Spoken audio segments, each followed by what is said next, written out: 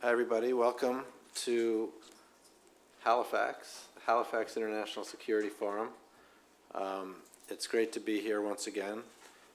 There's going to be a lot to talk about.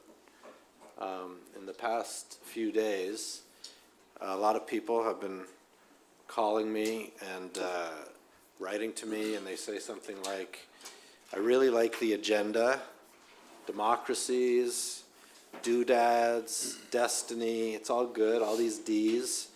Sounds really great, but what does it all mean? Isn't Halifax a security conference? What does democracy have to do with international security? It's a good question. The answer, of course, is that democracy has everything to do with international security. No democracy, no security. So if you read the 24 words of this year's Halifax agenda closely, you will find in chronological order the secrets of a democratic society's success. Democracies don't despair. Democracies defend differences. Democracies discover dreamers, design doodads, defeat dictators. Democracies demand decency. Democracies decide destiny. This year at Halifax, the agenda is democracy.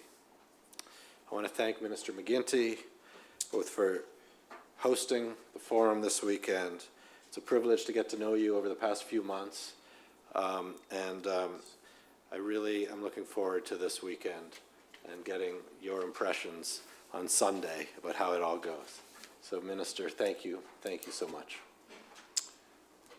Good. Thank you very much, Peter. And good afternoon, everyone. Bonjour à toutes et à tous. On behalf of the Government of Canada, it's a pleasure to welcome you to the Halifax International Security Forum. We are honored once again to co-host this remarkable gathering of leaders, thinkers, practitioners who are committed to strengthening peace and security around the world. C'est ma première participation à ce forum à titre de ministre de la Défense nationale, et je peux déjà vous dire que l'importance de cet événement est évidente. Depuis 2009, ce forum réunit des partenaires du monde entier pour discuter franchement, des enjeux qui menacent nos démocraties. This forum has become one of the world's preeminent venues for strategic dialogue among free and like-minded nations. It's a place for rigorous debate, for thoughtful engagement, and a shared sense of responsibility. Today, the international security environment is more complex, and it's more dangerous than at any time since the end of the Cold War. The rules-based international order, an order that has supported decades of stability, decades of unprecedented prosperity, is being challenged on multiple fronts. De la guerre persistante en Europe aux tensions grandissantes dans l'Indo-Pacifique, des campagnes de désinformation aux impacts déstabilisants des changements climatiques, ces menaces ne sont pas abstraites, elles touchent directement nos populations, nos économies, et nos valeurs. They are real, immediate, and consequential for every nation represented here. And that's why we've come to Halifax, to renew our commitment to democracy, to defend freedom, human dignity, and the rule of law, and to strengthen the partnerships that allow us to face adversity together. Je tiens à remercier Peter ainsi que ceux qui travaillent sans relâche pour faire de ce forum un succès année après année. Votre dévouement crée un espace essentiel pour la coopération internationale. History shows us that moments of profound challenge are also moments of profound courage. And it turns out moments of profound opportunity. Time and again, when democracies have been tested, we've responded with resolve, with clarity, and most importantly, with unity.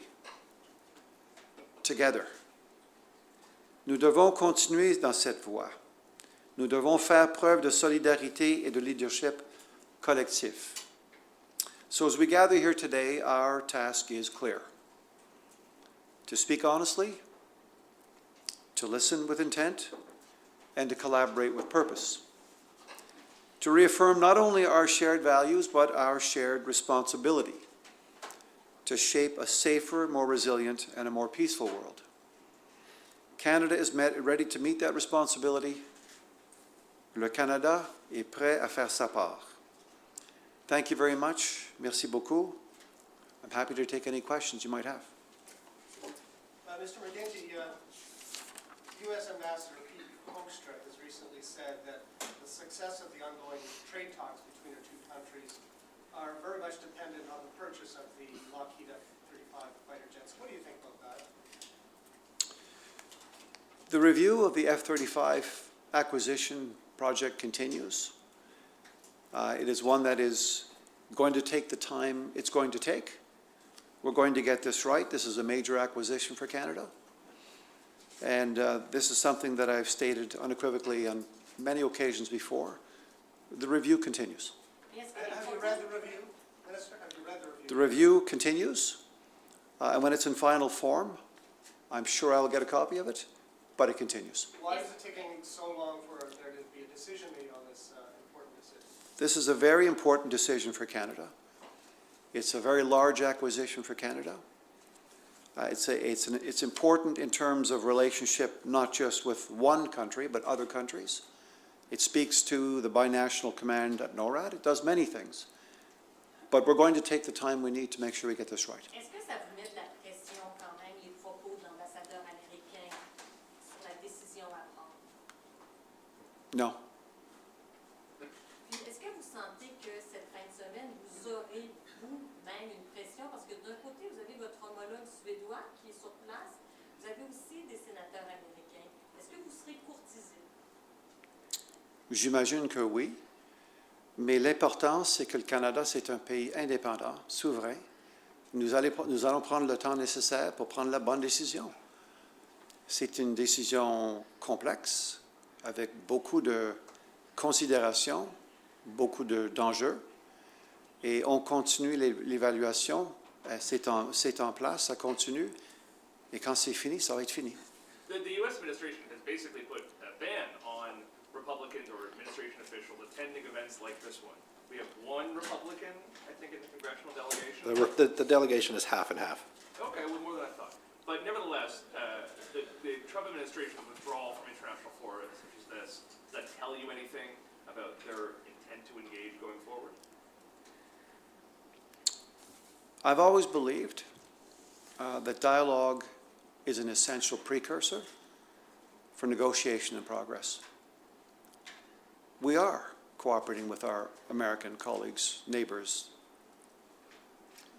We work every day on security, intelligence, and defense issues.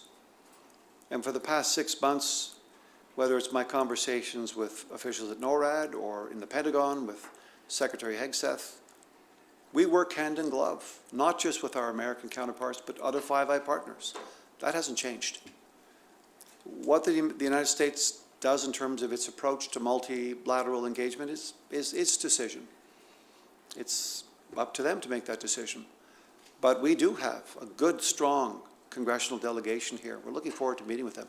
Yeah, Peter, what has it been like trying to reach out to the Trump administration?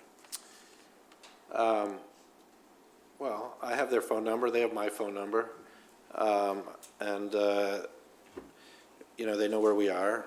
The invitations have been issued. And this is an opportunity that I'm afraid I think they've missed.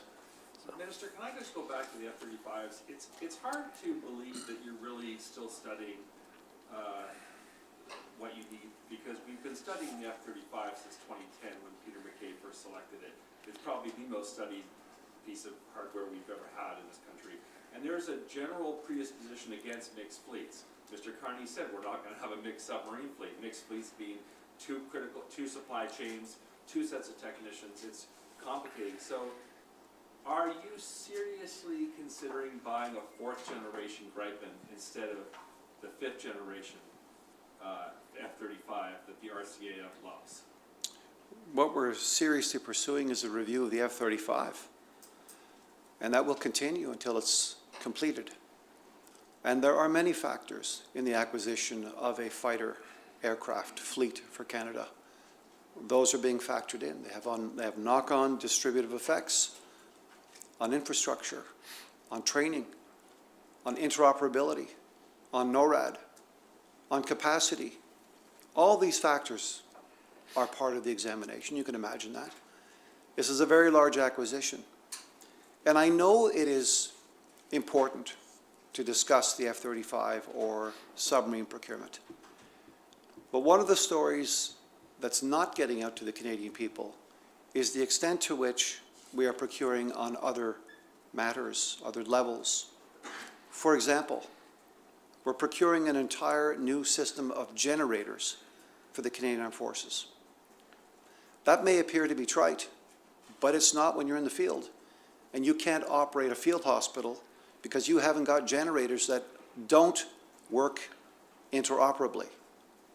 We're procuring kit, rifles, ammunition, equipment, trucks, LAVs, ambulances.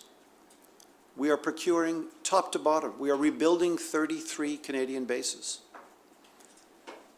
Water systems, wastewater systems, housing, travel systems, kitchens, dishwashers. We're rebuilding, we're rearming, we're improving the Canadian Armed Forces. So below this large, important acquisition called F-35 and submarine, they're important, they're big. There's so much work going on right now led by our CAF and D&D officials and PSPC and our new head of a procurement agency. We're making progress. Every day we get up as a team and we hit singles. And the Canadian Armed Forces are with us on the journey. They're helping us with this.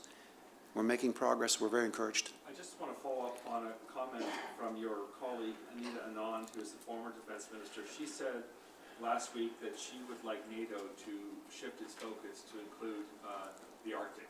That is, instead of just looking at defending the eastern flank of NATO, that we need to make it a serious part of the mandate of NATO to focus on the Arctic. Do you agree with this, and can you share any thoughts you have about how this might happen? I think she's right. It is important for NATO to remember that there is an Arctic to defend. It's important for us to remind our NATO partners that Canada is playing a predominant and prominent role in the Arctic. Those are the conversations we had last week with my Swedish counterpart, that we're pursuing with other Nordic countries, that we're pursuing with Scandinavian countries. It's important for us to make sure that the Arctic domain is well defended, well monitored, that we demonstrate our sovereignty in that space. And asking our NATO allies to be more cognizant of this is part and parcel of what we're doing. They are already, many NATO allies are already playing in this space, working with us in the Arctic. It's not an unusual request that the minister has made or reminded NATO members of. We've done the same in the past. We'll do the same again in the future. But just if I may follow up, do we need to change NATO's mandate, rewrite the mandate No. to include the Arctic? No, we don't. Do we need to see more The training North and Atlantic operations is part of the NATO space. I've made that very clear. The Prime Minister's made that clear. So this is something that we're pursuing together, and we'll have a lot more to say about our Arctic response and capacity in the months and years ahead as we reinvest, as we rebuild, as we recruit and retain, as we work with our Rangers, as we look at northern operating forward bases, as we look at NORAD and their expansion in the north, as we look at dual-use and multi-use infrastructure like landing strips, electrical systems. We're looking at electrifying Iqaluit, it turns out. We're looking at trying to get all of Yukon off diesel fuel. This is an integration of not just what we're doing on the defense side, but what we're also doing on the major project side. We need to make sure that we protect our security and sovereignty in the north, and we need to do this with our Indigenous peoples, our first partners in this effort. I spent some time yesterday talking to Abella about this, and I'm meeting with many, if not all, of the Inuit leaders on Monday. So this question of Arctic is profoundly important for Canada. We have a special responsibility. So another question on the F-35, please, Minister. Tom Lawson, the former Defense Chief of Staff, has said recently that nothing comes close to the F-35 in terms of a modern fighter aircraft. He said that if we end up with a Gripen or some other fourth generation fighter, that the Canadian Armed Forces will be left far behind. How do you respond to that? I have a lot of respect for Tom Lawson. The F-35 is still under review. Monsieur McGuinty, est-ce qu'on peut s'attendre à une décision d'ici la fin de l'année? Parce qu'il faut quand même laisser aller nos F-18. Est-ce que vous prévoyez une réponse sur les 35, une décision d'ici la Nous avons environ 7 ans avant 7 à 8 ans avant la fin des CF-18. Nous sommes évidemment en contact régulièrement avec la commandante des forces Air Force canadien, l'aviation royale du Canada, merci. Et donc on continue, nous sommes en mesure de continuer à participer dans les exercices de NORAD, de fournir l'essentiel. On travaille l'un à côté de l'autre. Donc, c'est une question de poursuivre l'étude jusqu'au point où nous avons ce que nous voulons pour prendre la décision finale. Donc, vous ne pouvez pas garantir que d'ici la fin de l'année, il y aura une décision prise? Je ne suis pas en mesure de préjuger le temps ni les détails de la revue. Ça continue. Et comme j'ai dit, et je vais le répéter encore une fois, on va continuer, ça va continuer jusqu'au moment où c'est fini. Has there been any progress in convincing? Sorry, just go back over here, yeah. As a member of the Five Eyes and also as the other member of the G7 in the Western Hemisphere, how does Canada view what looks to be a new Monroe Doctrine that the Trump administration is asserting in the Western Hemisphere, in South America? Numerous instances, but Colombia and Venezuela are foremost in mind these days with the missile strikes on alleged drug smugglers. Does Canada still contribute to intelligence sharing in that area? And how does Canada view these assertions of the right to interfere in the affairs of other democracies? I think as Minister Anand said, the question of legality or illegality in that front is one left best to the United States of America as a sovereign and secure nation. Canada is not involved in these questions around Venezuelan boats. Our participation with the United States is legal. We monitor this carefully, and we will continue to work hand in glove, side by side with the U.S. When it is in Canada's and our continent's interests. Earlier this week, the Israeli military said that Canada was among several nations sending delegates to what they called an international seminar for lessons learned from the war on Gaza. Can you confirm that Canadian officials took part in that, and what were they gaining from this participation? What I can confirm is that Canada is monitoring and participating in discussions about what might happen when this ceasefire hopefully transitions into a formal end to the war, and that reconstruction can begin. That's as far as I can share in terms of information. This peace plan, which was negotiated by the White House and other actors in the region, as one that's going to be operationalized. What role Canada may play remains to be seen. The international seminar specifically about lessons learned from the war on Gaza. What lessons can Canada learn from the war on Gaza, in your opinion? Do you have an hour? I'm not to be facetious, but there are many lessons to be learned. I wasn't in the room. I'm sure all countries are watching this carefully. I can't confirm whether we had officials there or not. I can come back to you on that. But I think that it's important for us to reflect, and I know our officials and our Canadian Armed Forces are reflecting on whatever lessons we can learn and derive from that tragic situation. Minister, I wonder if we could just go to Ukraine. Yes, sir. Seeing the latest US Peace Inverted Commas initiative. Again, apparently with no involvement from any other NATO allies. Does this not just show that essentially you need a big stick in the form of hard power to have a seat at the table? I think one of the themes of this meeting is that we're stronger together. I think there are 50 nations here, Peter, this year. And 50 nations coming together and aligning to to deal with malfeasance or interference or misinformation or disinformation, whatever might be happening in those respective countries. Those 50 countries aligning themselves with democratic values in order to promote democracy is a powerful force to be reckoned with. With respect to Ukraine and the draft deal, I understand that I saw in the media only, it's important to remember that Canada stands unequivocally with Ukraine. We have since the beginning. We are the largest, I think, donor on a per capita basis in terms of support, military and otherwise, to Ukraine. We have believed from the beginning, since we've recognized the state, the independence of Ukraine, we've believed and support its territorial integrity. And thirdly, as I said earlier, we believe in dialogue. We have to talk to each other, and we're supportive of productive dialogue that might lead to a negotiated outcome that might end the war. I think the objective here is to end the war. There are 1,000 Russians a day dying, and hundreds of Ukrainians. So the question of making progress, I'm always looking for progress. Canada's always looking to support progress, as long as those two first principles are respected. Do you think Ukraine can be sustained with just European help if the US chooses to withdraw? Canada is not in Europe, and we're the highest per capita donor in Ukraine. We are working with many different partners. We have a base in Latvia, which just extended by 3 years to 2,400 people. Investments are being ramped up. Europe is preparing to defend against potential incursions or malfeasance from Russia.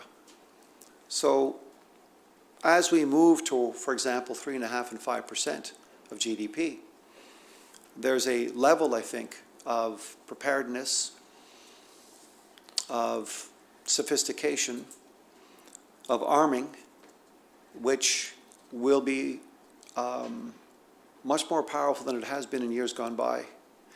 I also don't believe the United States, I know the United States has not withdrawn from Ukraine, that they are pursuing their own policy. And as I say, if that productive dialogue is productive and it leads to a negotiated outcome that ends the war, we're supportive. The U.S. plan contemplates Ukraine surrendering additional territory beyond what Russia even holds right now. Ukraine says that doing so would basically compromise their ability to defend themselves in the future. Do you have concerns about that plan? Do you feel like the U.S. is being a good faith ally here in these negotiations? One of the things I learned a long, long time ago as a former negotiator is don't comment on negotiations you're not a part of. I'm not privy to the negotiations. I don't know what's being said at the table. I don't know what is happening on that front. We're not parties to that negotiation. But we remain hopeful, eternally hopeful, that we can bring this to an end. First a ceasefire, and then an end to the war. Mr. McGuinty, can I follow up with my colleagues' comments and questions in French? How many CF-18s are operational right now? I forget the number. It's either 48 or 78. 48 or 78 Forgive me. can fly. Right? Forgive me. No, they're operational. I'll get you the number, the final number.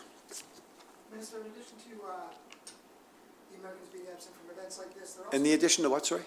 in addition to the Americans being absent from events like this, they're also withdrawing from military exercises, joint military exercises with NATO. Can you comment on that?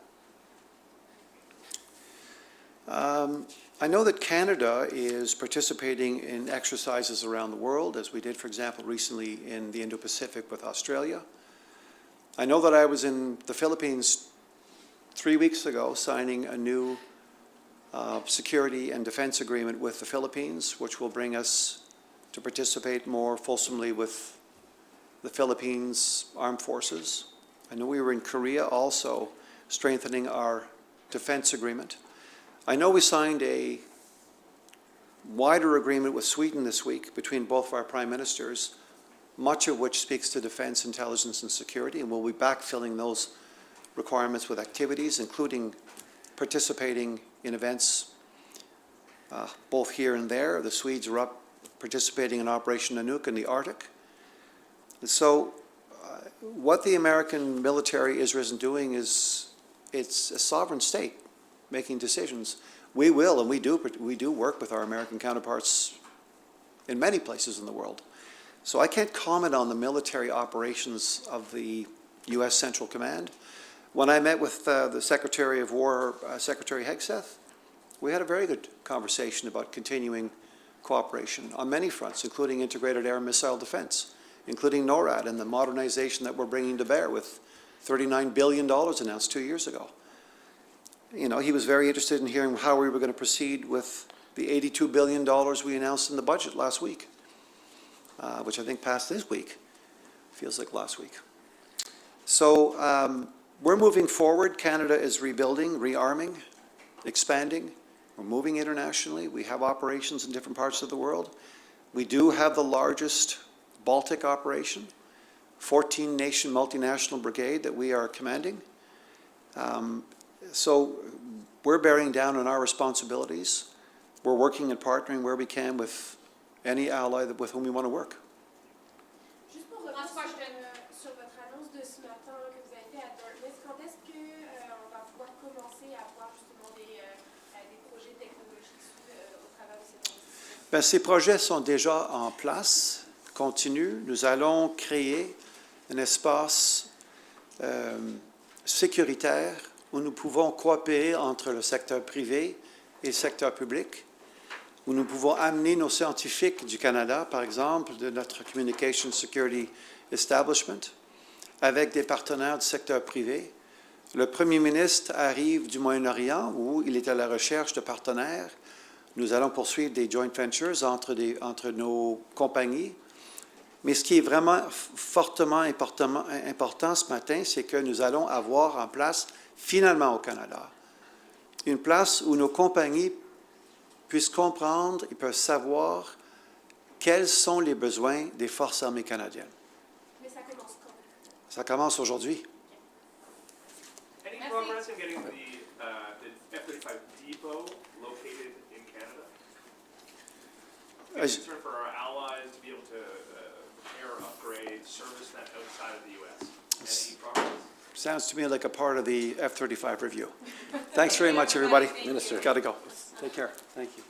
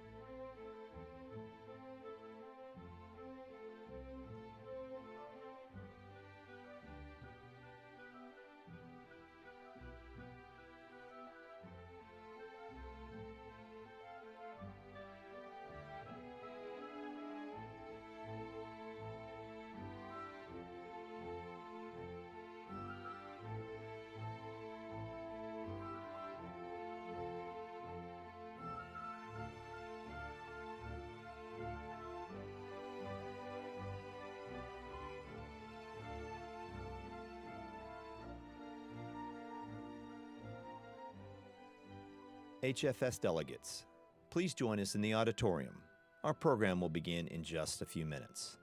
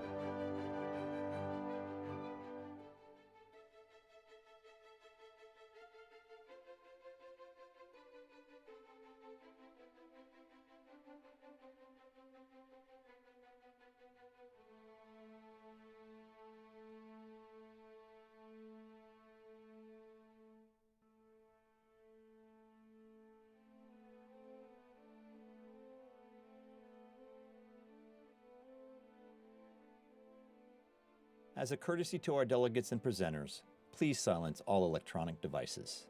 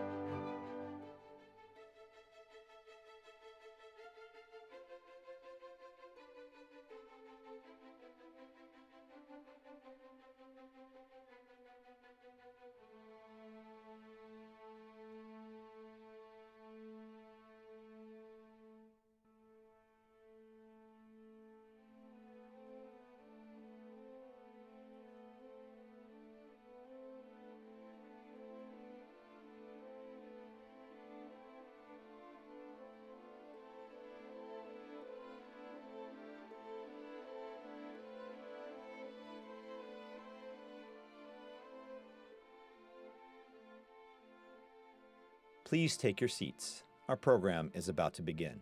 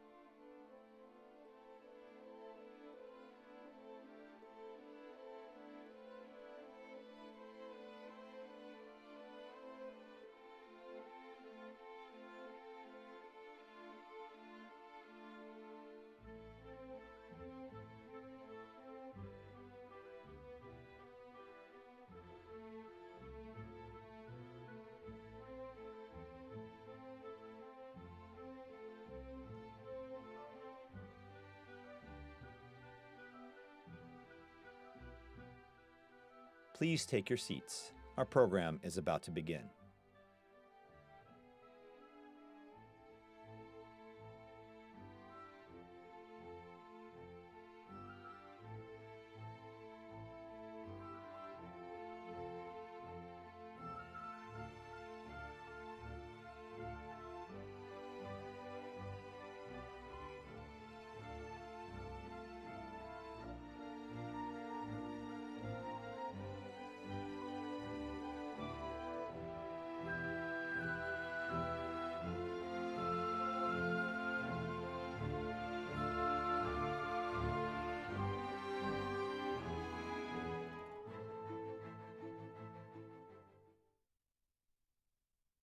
Please take your seats.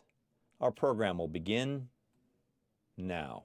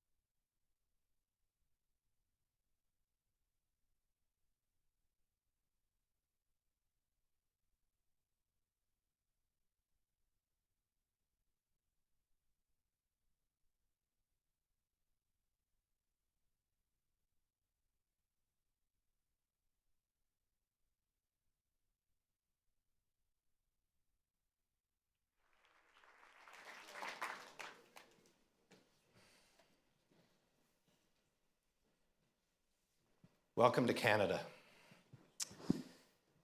Senator Shaheen, thank you. Thank you for being a steadfast friend to Canada. I think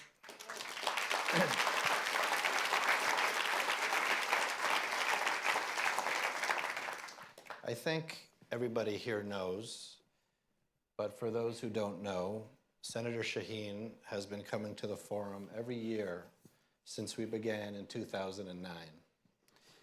And by my count, this is the 10th year that Senator Shaheen has led the congressional delegation to Halifax. The forum and everybody has benefited from your commitment to America's alliances, to veterans, to decency at home and dignity in the world. Senator Shaheen gets things done. She is a friend to democracy and has been Ukraine's fierce defender in its war against Russia's aggression. And Senator Shaheen is a trailblazer, the first woman to be both governor and US senator. And you were surely the role model for the only two women who have done the same, all of you from New Hampshire. Great state, the live free or die state.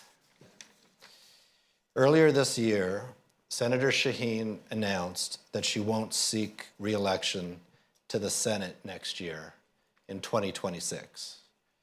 Although she will still be in office when the forum meets next year, immediately after the election, because of the rules of the Senate, this is Senator Shaheen's last at the forum as United States Senator. Senator Shaheen, I want to present a special something to you here.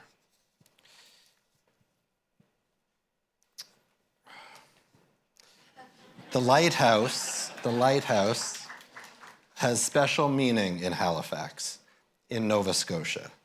Everywhere in the world, the lighthouse is a symbol of strength and resilience, of clarity and a moral compass. And it is altogether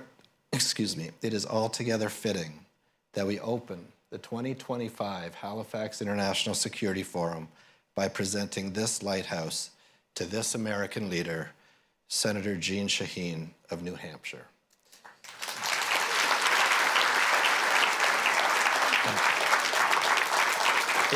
It reads, Senator Jeanne Shaheen, democracy's champion, Canada's partner, American leader.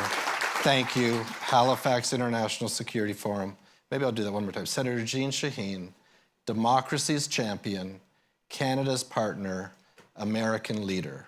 Thank you, Halifax International Security Forum 2025. Thank you.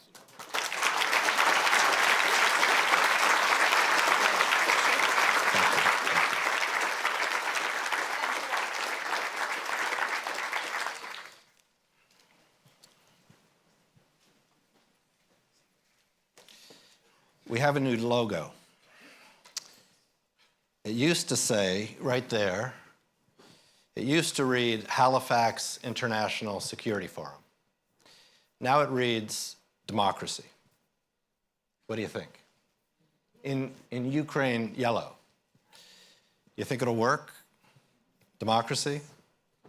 Yes, democracy works. Minister McGuinty, ministers, members of Parliament, members of the congressional delegation, distinguished officers, ladies and gentlemen, colleagues and friends, my name is Peter Van Praagh, and on behalf of everyone on my team who has worked so hard to bring you the 17th Annual Halifax International Security Forum, welcome to Halifax. Last year at the forum, we announced that a new era had arrived. This year, I will say a few words about where we are in the world. But first, some introductions. Ladies and gentlemen, since we convened here last November, Canada held a general election, and a new government was formed. Same party, new players.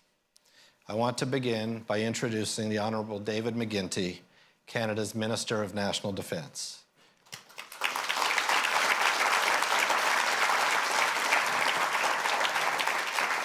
In his earlier life, BP, before politics, David worked with the International Development Law Organization in Rome, building the rule of law and strengthening democracy around the world.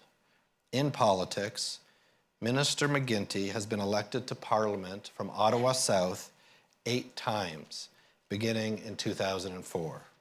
Between 2017 and 2024, Minister McGuinty was the very first chair of the National Security and Intelligence Committee of Parliament that oversees Canadian intelligence services, and the former vice chair of the Interparliamentary Union in Geneva. Now, as minister, his priorities focus heavily on strengthening national defense and security, supporting the Canadian Armed Forces, and enhancing cooperation with NATO and with Ukraine. His task is to meet and exceed NATO's spending targets with 2% of GDP by March 2026. That's right, by March. And 5% by 2035. It's great to have you here, Minister. Welcome to Halifax. Alongside Minister McGuinty, Minister Diab, Canada's Minister for Immigration, is here. Welcome, Minister. Minister Fraser, Canada's Minister of Justice and Minister for ACOA, is here. Welcome, Minister. Canada's Chief of Defence, General Jeanne Carignan, is here. General, welcome back. Don't see her. Stephanie Beck, Deputy Minister of Defence, welcome back. And Scott Millar, affectionately known as ADM Paul, welcome back. Scott, thank you very much. Every year since 2018, our Peace with Women Fellowship brings female officers to Canada and the United States for a 3.5-week study tour that concludes here at Halifax. They have just been to Washington, D.C., San Francisco, Silicon Valley, Ottawa, and Toronto. We created the fellowship because everybody knows that all businesses, institutions, and organizations, whether they are small, medium, or large, benefit from having strong women leaders in their decision-making infrastructure. This is especially true in today's militaries, and we are proud to play our part in strengthening the militaries of our democratic partners. The 2025 fellows include senior officers from Australia, Belgium, Canada, Colombia, Finland, France, Hungary, the Netherlands, New Zealand, Poland, the Republic of Korea, Sweden, and the United Kingdom.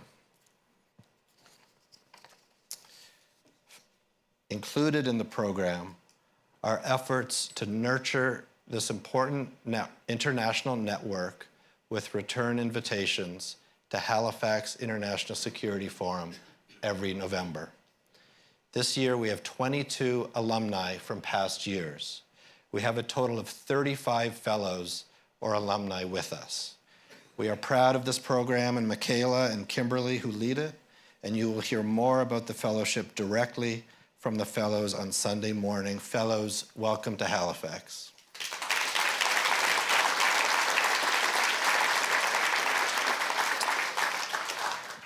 Two years ago, to mark our 15th anniversary, HFX launched 15 at 15, Youth Building Democracy, a global contest for 15-year-old students to make a 15-second video about one positive change they want to see in the world 15 years from now. The winners this year are Nicolo from Italy, Nicholas from Ecuador, Deanna from Ukraine, Marilyn from Taiwan, Tim from New Zealand. Congratulations, thank you for making the trip, and we will watch all the winning videos Sunday morning.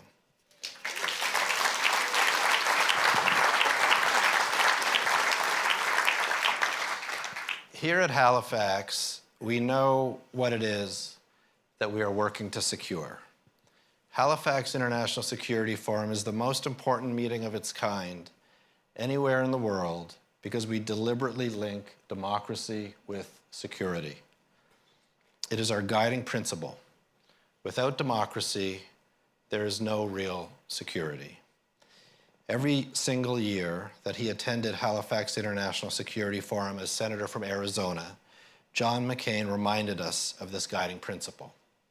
And we are honored that Senator McCain and his family have entrusted Halifax International Security Forum with the John McCain Prize for Leadership in Public Service. I am very proud to announce that this year, we will be awarding the 2025 John McCain Prize to John Elvis and American civilians working abroad to advance democracy. These Americans are also advancing our security, and we will thank them together tomorrow morning. Now, none of our inspirational programming exists without the support of our generous partners. First among them is the Department of National Defense. Minister General, thank you.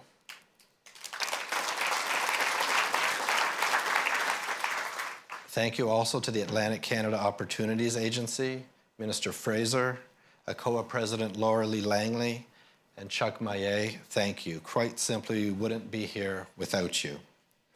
I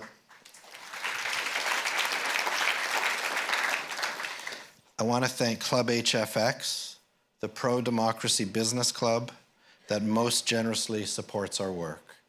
Nancy Southern, Calgary-based ATCO Group Chairman and CEO, I want to give you a special shout out for your long-standing and generous support. Nancy, thank you and welcome back. I want to thank Amazon and welcome David Sapolsky to Halifax. David, thank you for your support. Thank you for being here. I am sorry about your Mariners, and I'm also sorry about our Jays. David, welcome. Thank you, Boeing, for your steadfast support. Sir Jeremy Quinn, first day on the job. Thank you for being here. Welcome to Halifax. Al Maisinger, thank you. Welcome back. Thank you to Google, Alexandra Veach, YouTube. Welcome back. Thank you. Christopher Porter, welcome. And thank you to Pansofico. George Imrity is here from Pansofico. There he is. Thank you, George. Welcome back. Together, Club HFX ensures that the work we do here this weekend and throughout the year will continue.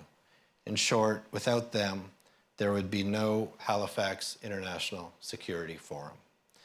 Nancy, David, Sir Jeremy, Alexandra, and George, and senior members of their teams will be identified this weekend by their gold lobster pin. When you see them, please take a moment to stop and say thank you to them for their very generous support. Like this, thank you for your very generous support.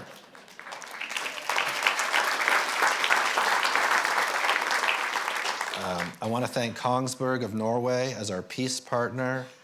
Shetil Mira, thank you, welcome.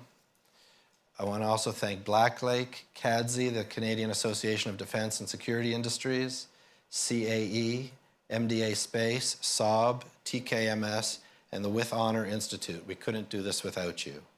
And I want to thank Deloitte for your support of the Peace with Women Fellowship. From Nova Scotia, I want to thank Maritime Launch and Invest Nova Scotia. We will look forward to seeing Premier Houston at dinner tonight. Thank you also to NATO, the European Union. Thank you, Ipsos, for your generous cooperation. Thank you, Politico, CPAC, our media partners.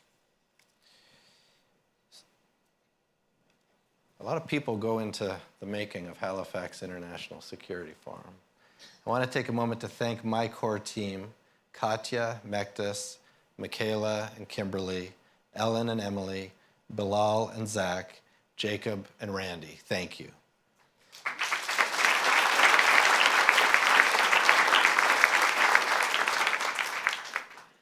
Where's Janice? Oh, there's Janice. The chair of our board is the chair of our board of directors is Canadian icon, Professor Janice Stein. Thank you, Janice.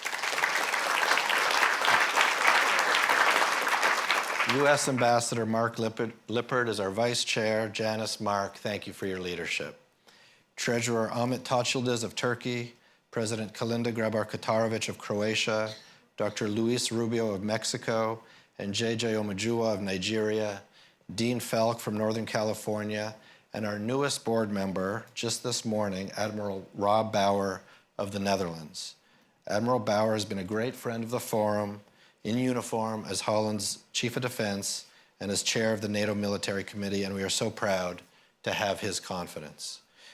Admiral Bauer called me from London early this morning, where because of flight delays, he missed the connection and wasn't able to be here. We'll miss him this weekend. But his experience today is a reminder of how much effort each of you make to travel to Halifax. And I am so grateful to everybody who is here in this room with us today. Thank you. We have the best board of directors. We have the best team.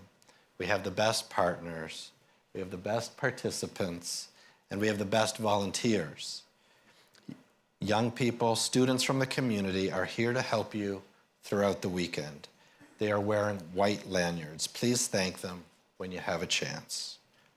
I want to give a special welcome to Justice Rosie Abella, and I'm so looking forward to hearing from her and your getting to know her and her amazing story this afternoon. Justice Abella, welcome.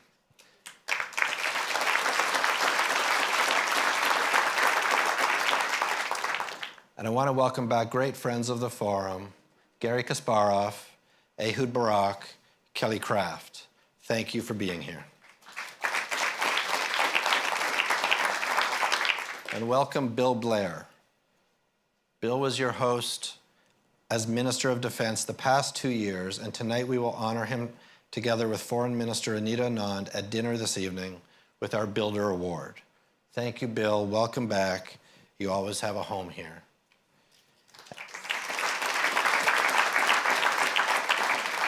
Last but not least, Senator Shaheen's friends. Now, this might be the largest congressional delegation ever to come to Canada, and I heard there was even more demand to join this group, but there wasn't enough room on the plane. Is that true? Senator Kramer, Senator Hoeven, Senator King, Senator Tillis, welcome to Halifax. Senator Coons, Senator Rounds, Senator Welch, welcome back. You guys have important jobs, and we are so looking forward to hearing from each of you. Senator Shaheen, thank you for bringing everybody to Halifax. Every year,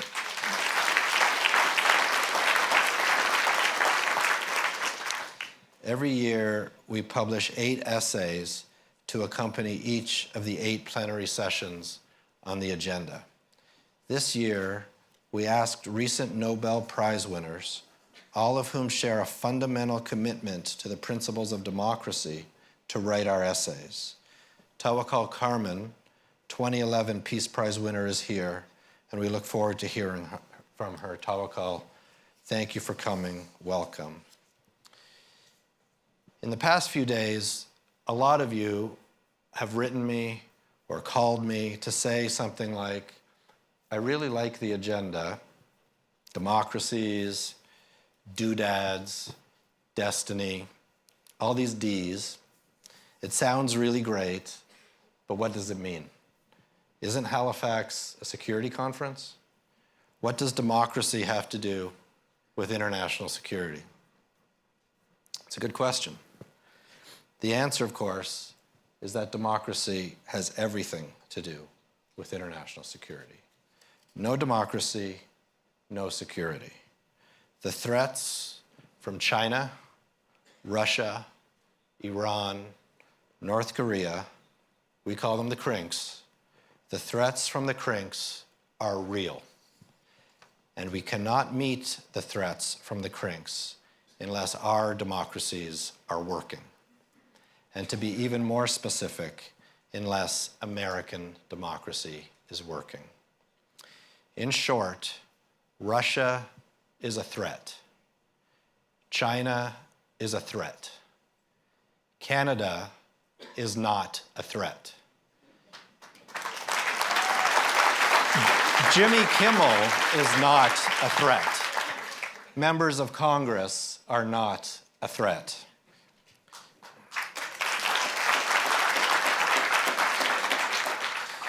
"249 years ago, American patriots inspired freedom and democracy around the world when they signed the Declaration of Independence. Filmmaker Ken Burns calls it the most significant event in human history since the birth of Jesus. America was the beacon for democracy. 80 years ago, the United States led its allies, including Canada, of course, to victory in World War II. The Allies defeated fascism, and America was the arsenal for democracy. 9 years ago, in November 2016, Senator John McCain sat right here, and told us not to worry about the arrival of a new type of American leadership because, he said, the systems and institutions in the United States were in place to protect the rule of law, especially during conflict. America was the resolve of democracy. Now, democracy is not talked about by the United States government. It is not a priority. It is not on the agenda. Democracy, however, is not only on the agenda here at Halifax, the agenda is democracy. Through the Halifax agenda and through your conversations this weekend, we will put democracy back on the agenda for political leaders everywhere. Because, quite simply, without getting democracy right, there can't be any real security. If you read the 24 words of this year's Halifax agenda closely, you will find, in chronological order, the secrets of a democratic society's success. Democracies don't despair. Democracies defend differences. Democracies discover dreamers, design doodads, defeat dictators. Democracies demand decency. Democracies decide destiny. Today, Ukraine's example already holds enough evidence for the 21st century that democracies decide destiny. Ukraine proves that strength and resolve come when the people and their leaders fight for democracy. Today's Ukraine is now the beacon of hope for every person in the world who treasures freedom. And with more support and more equipment from its unwavering democratic partners, Ukraine's heroes can end the war by winning the war.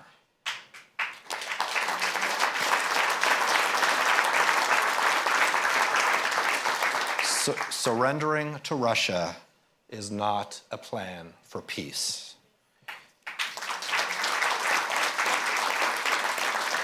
And we welcome the Ukrainians who are here, the largest group that we've had since the war began. In every generation, tyrants arrive to tell the world that they have discovered a better alternative to freedom and democracy. This is never the truth. The truth is that democracy is strong and that democracy works. So let us stay focused on delivering good government to our people and building strong partnerships to secure our democracies from those who would do us harm. Democracies decide destiny.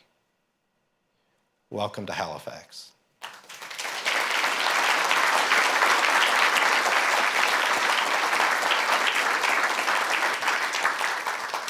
Ladies and gentlemen, Canada's Minister of National Defence, the Honourable David McGuinty.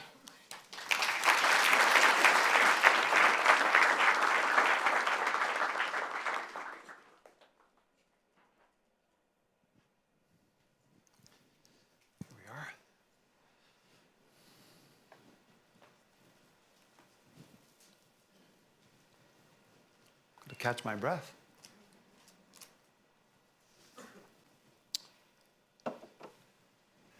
Delegates, partners, and friends, visitors, good afternoon, bon après-midi. Bienvenue à Halifax et bienvenue au Canada. I want to begin by acknowledging that we are gathered on the traditional territory of the Mi'kmaq people, who have lived upon this land for generations.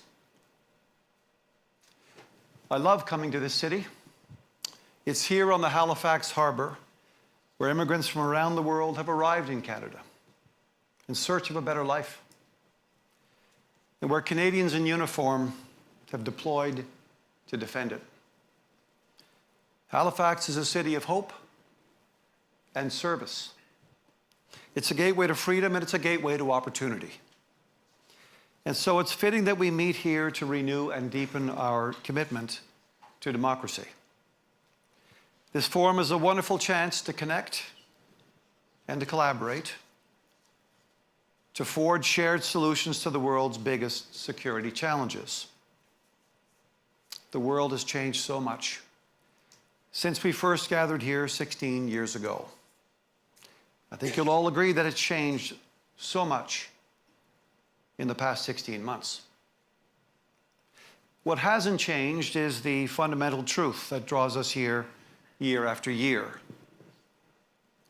Global security is rooted in partnership, not polarization, in solidarity, not brute strength, and that makes your presence here, our presence together, so important. Thank you all for coming. We all lead just-in-time lives, and it is important for us to remember to distinguish between the immediate and the important. I'm also grateful to Peter van Praagh and his exceptional HISF team for putting on this incredible event once again. Thank you so much, Peter, you and your team. Thank you. C'est un travail colossal et je tiens à exprimer toute ma gratitude envers la ville d'Halifax pour son hospitalité exceptionnelle. Canada is proud to co-host this forum, and we are honored to convene all of you. We believe that in moments of challenge and crisis, dialogue is always the way forward. Because when dialogue disappears, conflict fills the vacuum. Out of the ashes of the Second World War emerged a new global order, an order based on the foundation that all nations, big and small, must be bound by common rules. That borders must be set by treaties, not tanks. That disputes must be settled by law, not war. And that every person and every nation have the right to choose their own destiny. For the past 80 years, these rules have ushered in an unprecedented era of peace and prosperity for our nations. Yet now we're seeing deep cracks in the foundation. And if we're not careful, if we don't choose our next steps wisely, those cracks threaten to rupture. It's been nearly 4 years since Russian troops and tanks rumbled over the Ukrainian border for a full-scale invasion.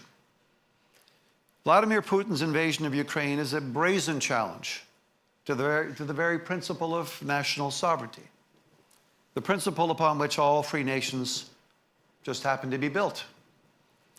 Les résultats ont été catastrophiques. Des soldats et des civils dans les dizaines de milliers ont été tués. Families torn apart, towns flattened, hospitals and schools turned to rubble. All of this in the name of conquest.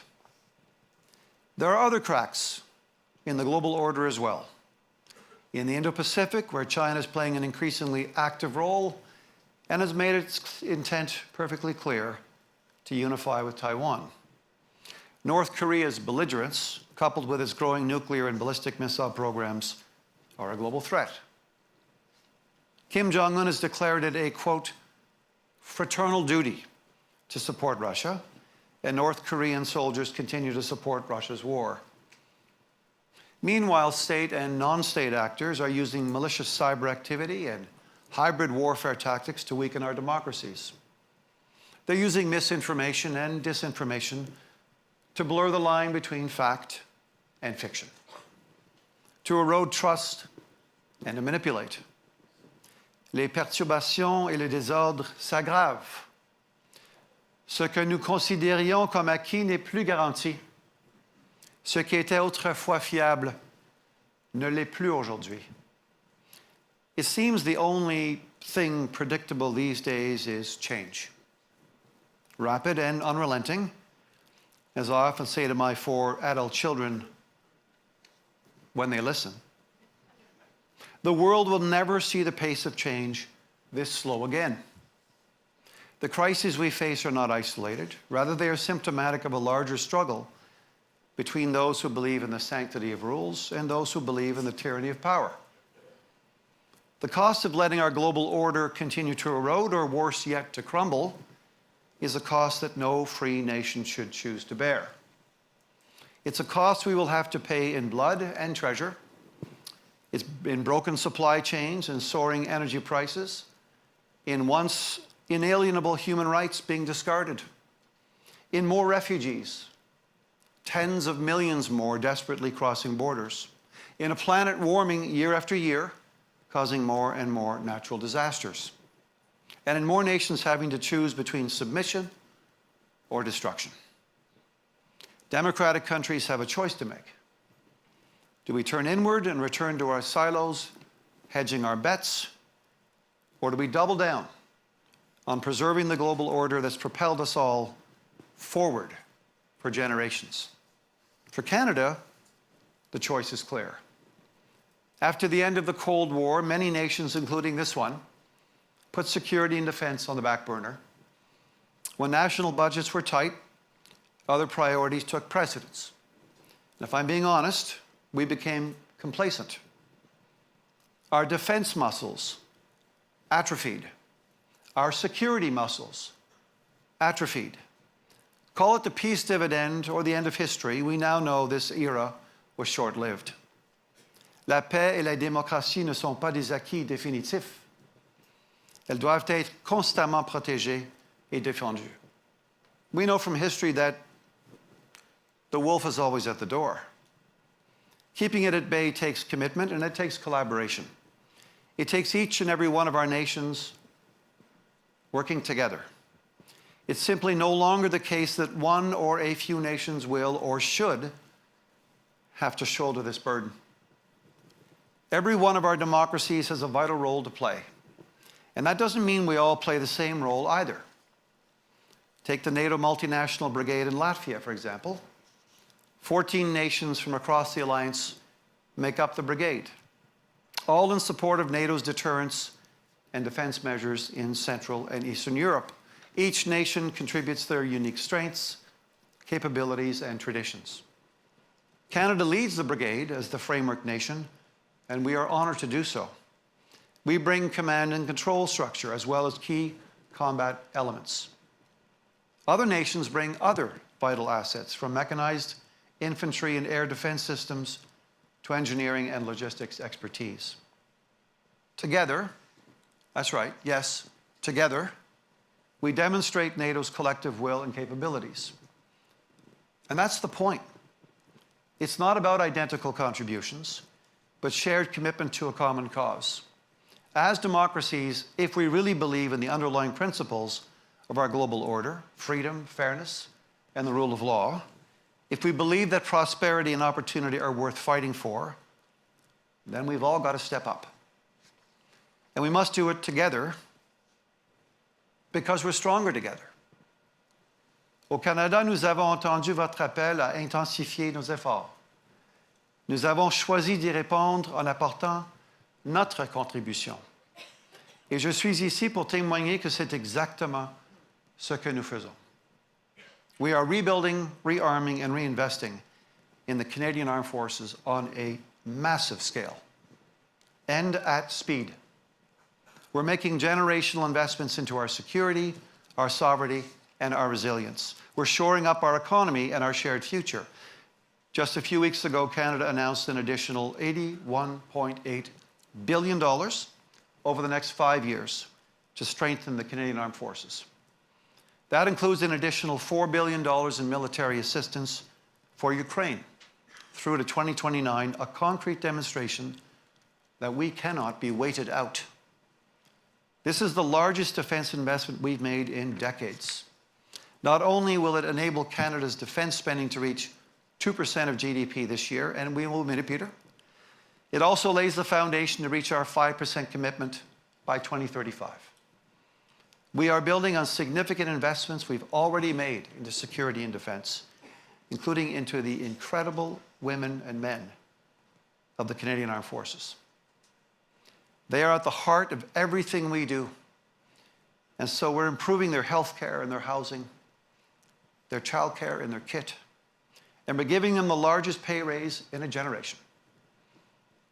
We're also acquiring the modern advanced capabilities our military members need, from river-class destroyers and submarines to fighter jets and multi-mission aircraft, from armored combat support vehicles to Arctic and offshore patrol vessels. We're strengthening our abilities in non-traditional domains as well, from space to cyber. And we're changing the way we work with Canada's world-class defense industry. The fact is, a modern military is only as strong as the industrial base that underpins it. We need capabilities that outmatch what our adversaries bring to the battlefield. That's Deterrence 101. Our allies around the world, including in this room, understand that and are working hard to expand their own defense industries. Le Canada a beaucoup de chance. Notre industrie de la défense est innovante, hautement qualifiée et compétitive à l'échelle mondiale. Il suffit de regarder cette ville. Halifax alone is home to more than 300 science and technology startups, as well as several universities and research centers. It's the North American home of Diana, NATO's innovation accelerator, and it's home to COVE, a wonderful Canadian innovation hub, and Diana Accelerator Site that's focused on marine and dual-use technology. So whether it's advanced manufacturing, cyber resilience, or emerging technology, innovation and know-how are already thriving right here in Canada. We need to harness it, and we need to better deploy it. That's why we're launching our first ever defense industrial strategy. The strategy will inform how we partner with Canadian companies to expand that homegrown innovation, industry, and talent. It'll make sure our military has the capabilities it needs to defend our country and protect our sovereignty when they need them. And that more of those capabilities are developed, built, and sustained right here in Canada. Cela permettra de soutenir nos forces armées, de développer notre économie, de créer des emplois et de stimuler l'innovation. Et cela fera également de nous de meilleurs partenaires. We will be better partners. As we fuel our homegrown innovation and expertise, we also create more opportunities to expand and diversify those global partnerships, to strengthen the security of our allies and partners, as well as our own, and to supply more of what the world needs. Deterrence is an essential element of protecting our global order, but let's be blunt. There are forces that want to tear down what we built up, and we must work together to stop them. But there's another element. It's called dialogue. Dialogue is not weakness, it's strength exercised through patience, principle, discipline, and respect.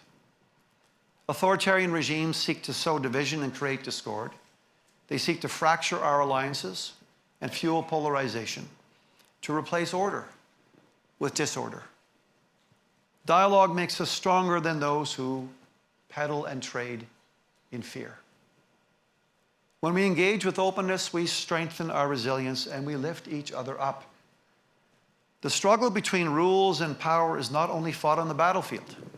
It's in our classrooms, it's in our newsrooms, and it's online. It reaches into our homes and our businesses and our boards of directors and our banks, and it follows our money. and it's a struggle we must engage in together. I come from a family of 10 siblings. I know, my mother's a saint. She really was. As you can imagine, it was pretty hectic.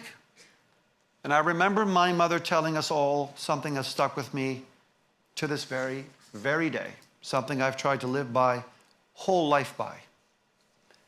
She would say to her 10 offspring, you have a choice to make. If you pull apart, you'll feel like you're 5. But if you pull together, you'll feel like you're 20. Because she knew, as we all do, that we're stronger together. The challenges facing democracies are immense. They know no borders and they will not relent. No one country has all the answers. As John Donne wrote, no man is an island, entire of itself. Every man is a piece of the continent, a part of the main. This creates a magnitude of opportunity and of national service, from governments to business leaders and to everyone all gathered here today in Halifax.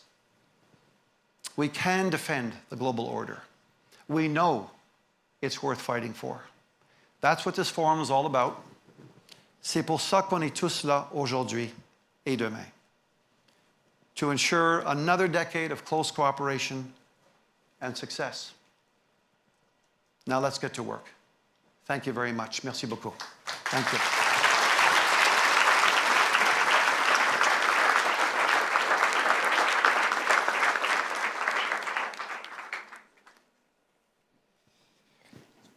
My name is Nick Schifrin. I'm the Foreign Affairs and Defense Correspondent for PBS NewsHour. It's a privilege to be back here with a lot of old friends, and it's a privilege to moderate the first Halifax chat for someone who does not need an introduction. Jeanne Shaheen, the floor is yours.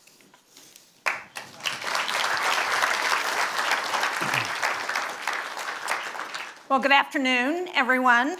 Let me begin by thanking Peter and everyone at the forum and all of you for the lovely lighthouse. We have lighthouses in New Hampshire, too.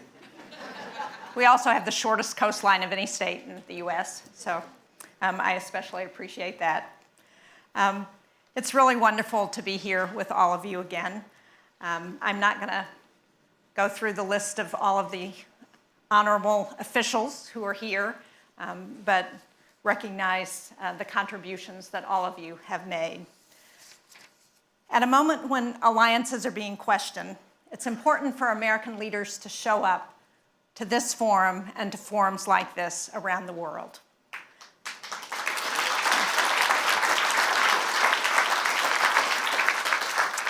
I'm proud to be leading a large bipartisan delegation of senators again.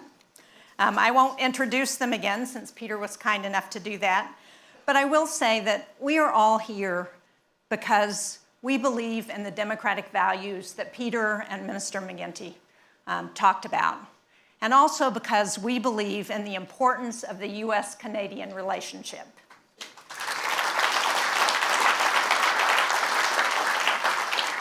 As you heard, I've been coming to this forum every year since 2009 when it began. I've missed a couple of years, COVID, but it's been such an honor to be here every year. Halifax is recognized as a place where democratic nations come together to test assumptions and to confront hard issues openly. The mission of this forum is to strengthen strategic cooperation among the world's democracies. We're here to exchange ideas about our support for Ukraine and increase burden sharing, about pushing our allies to increase their defense and security spending, about the future of Afghanistan, about women, peace, and security. We don't always have to agree, but these discussions are fundamental to our decision-making. My good friend Tom Tillis talks about this as he talks about his family, that he can disagree with members of his family, but don't let anybody try and come between them. And I think as democracies, we should take that approach. These discussions are fundamental to our decision-making. But stepping outside of information bubbles and hearing dissenting views, that's how democracies make better decisions. It's how we contrast ourselves with authoritarian regimes and how we avoid the sort of miscalculations that put our people in harm's way.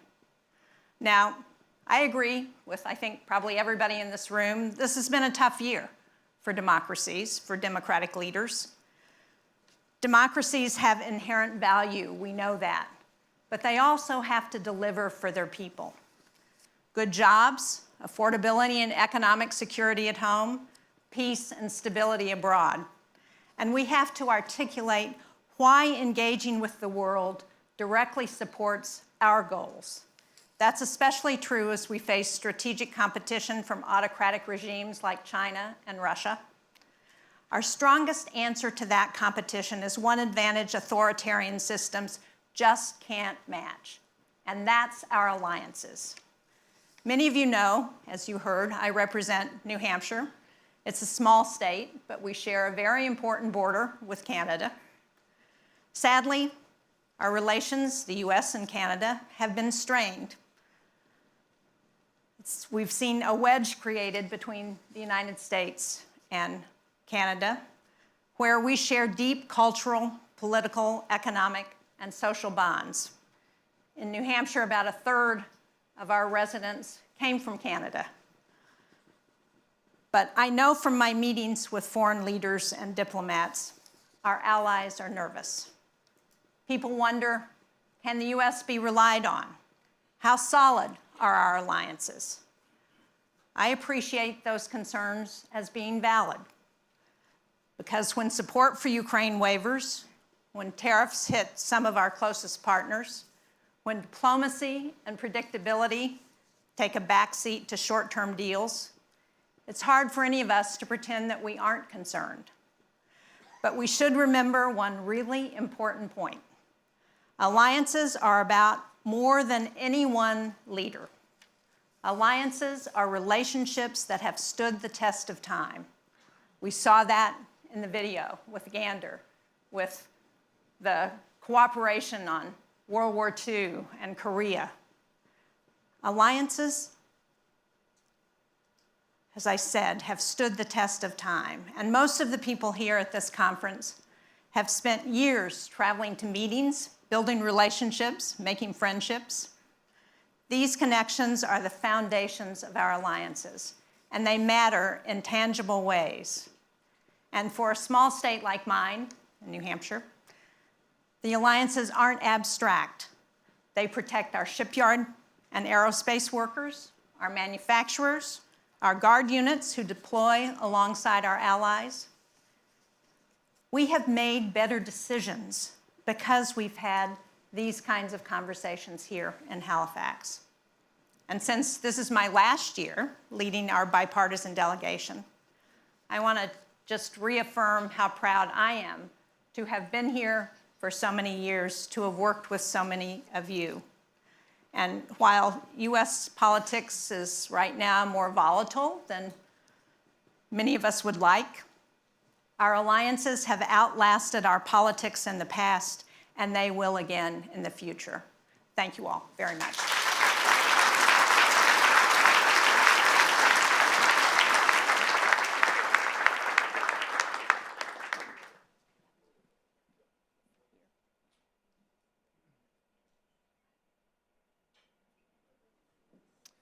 We stand today in Ukraine at a diplomatic precipice. These are the words of Volodymyr Zelensky just a few hours ago, the president of a country fighting an existential war, the largest war in Europe in 80 years. Ukraine faces a very difficult choice, the loss of dignity or the loss of a key partner.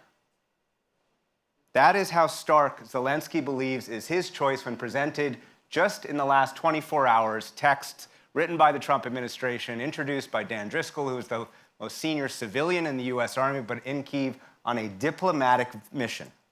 The texts require Ukraine, number one, to give up the rest of Donetsk, territory that Russia has not captured militarily for 11 years, and that territory would be internationally recognized as Russian but demilitarized.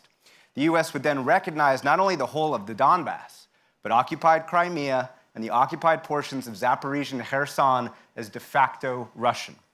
Full amnesty would be given to all parties, meaning no pursuit of Russian war crimes in Ukraine. All 32 members of NATO would have to pledge never to admit Ukraine. Ukraine's military would be capped at 600,000. There's a second text, the U.S. security guarantee for Ukraine, which just today, a European official confirms to me, says this: a significant, deliberate, and sustained armed attack by the Russian Federation across the agreed armistice line into Ukrainian territory shall be regarded as an attack threatening the peace and security of the transatlantic community and may lead to an armed response. The President of the United States this afternoon gave Ukraine a deadline, Thursday. And a US and European official tell me the threat is if Ukraine does not say yes, the US will pull out of the Pearl program, the program that sends Ukraine weapons via Europe, that is paying for them, and also cuts off intelligence. Zelensky, in his response, says, either I will choose sovereignty or US partnership. So, Jeanne, Shaheen. It's not my deal. Should Volodymyr Zelensky choose sovereignty or US partnership? Well, I haven't seen many details beyond what you identified of this peace plan. It seems to me like a plan that's been written by Russia about Ukraine, and it was done without our European partners. It was done in a way that I think fails to recognize the hard-fought sacrifices of the Ukrainian people. And it's not a peace agreement that I support, nor that I think NATO should support. Now, do I think it's important for us to achieve and to support a peace deal between the Ukraine and Russia? Yes. I think most of us who have watched this horrible war would agree that we should do everything we can to end it. It's not clear to me that that plan provides an ending that allows Ukraine to maintain its sovereignty and a future for the people of Ukraine. And so just to be clear, you think that he should reject this even if the threat is the U.S. cuts off intelligence and weapons support? Well, my understanding is he's presenting a counteroffer. Hopefully, this is the beginning of a negotiation that will continue, that will include the European partners, since it relies on Europe to actually provide the security and guarantees. Hopefully, there will be a recognition that giving Vladimir Putin this kind of a win endangers NATO in the future and endangers so many countries in Europe. You know, a number of us senators had a chance last week to Zoom with President Zelensky. And he opened with what I think has been an underappreciated threat on the part of many of us outside of those countries that border Russia. And that is that as they look at the buildup in Russia, and this was particularly meaningful to me as somebody on the Foreign Relations Committee in the Senate, because we had heard this exact testimony from expert witnesses before the NATO summit this summer. His argument was, as we saw in World War II, we need to stop Putin now because he's not done here.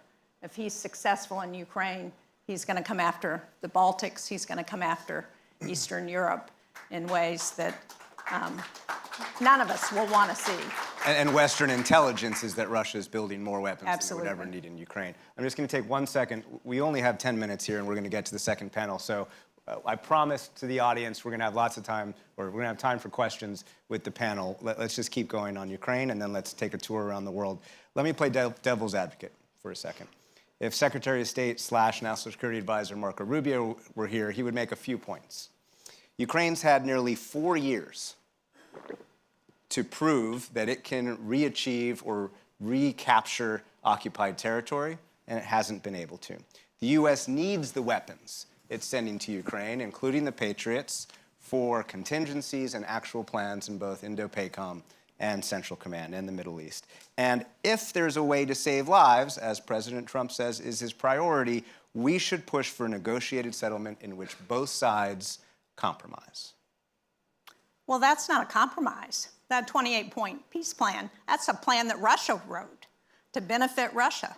That's not a compromise. I think most of us would agree that when you do a peace negotiation, everybody has to give something up. But Russia's not giving anything up. So we saw what they did in Georgia in 2008. We saw what they did in Crimea in 2014. We saw them go into Ukraine. And they're going to continue if we don't say enough and put some pressure on them. Look, the only thing, and we have some Russians in this audience, so I'd be interested in whether they agree with me, but I think the only thing Vladimir Putin understands is pressure.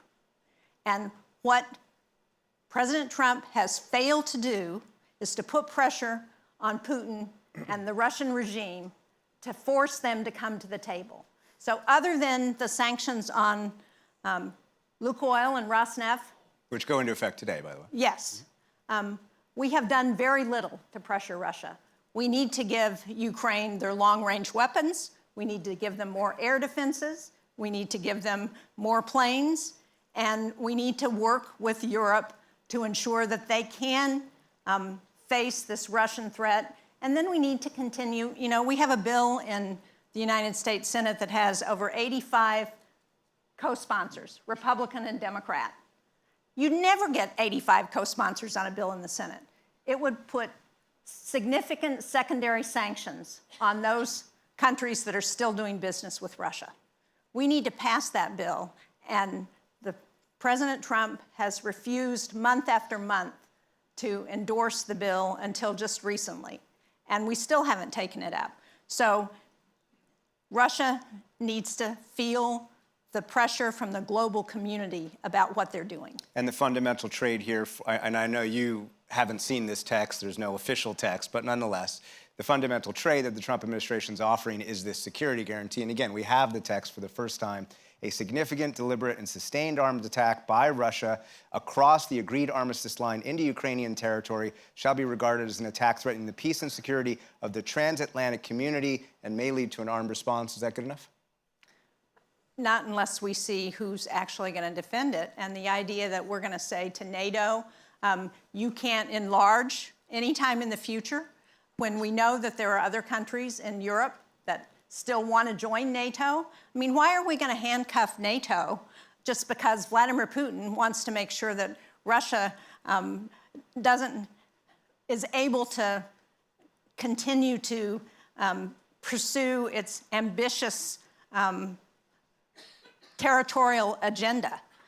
I think that is just nuts, and why I certainly don't support this kind of a peace plan.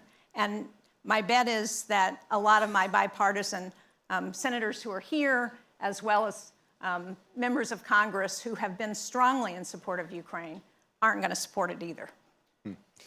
I see some nodding, but not everyone nodding. All right, we've only got, we've got a few minutes actually extra left. So let's try and do a few questions around the world.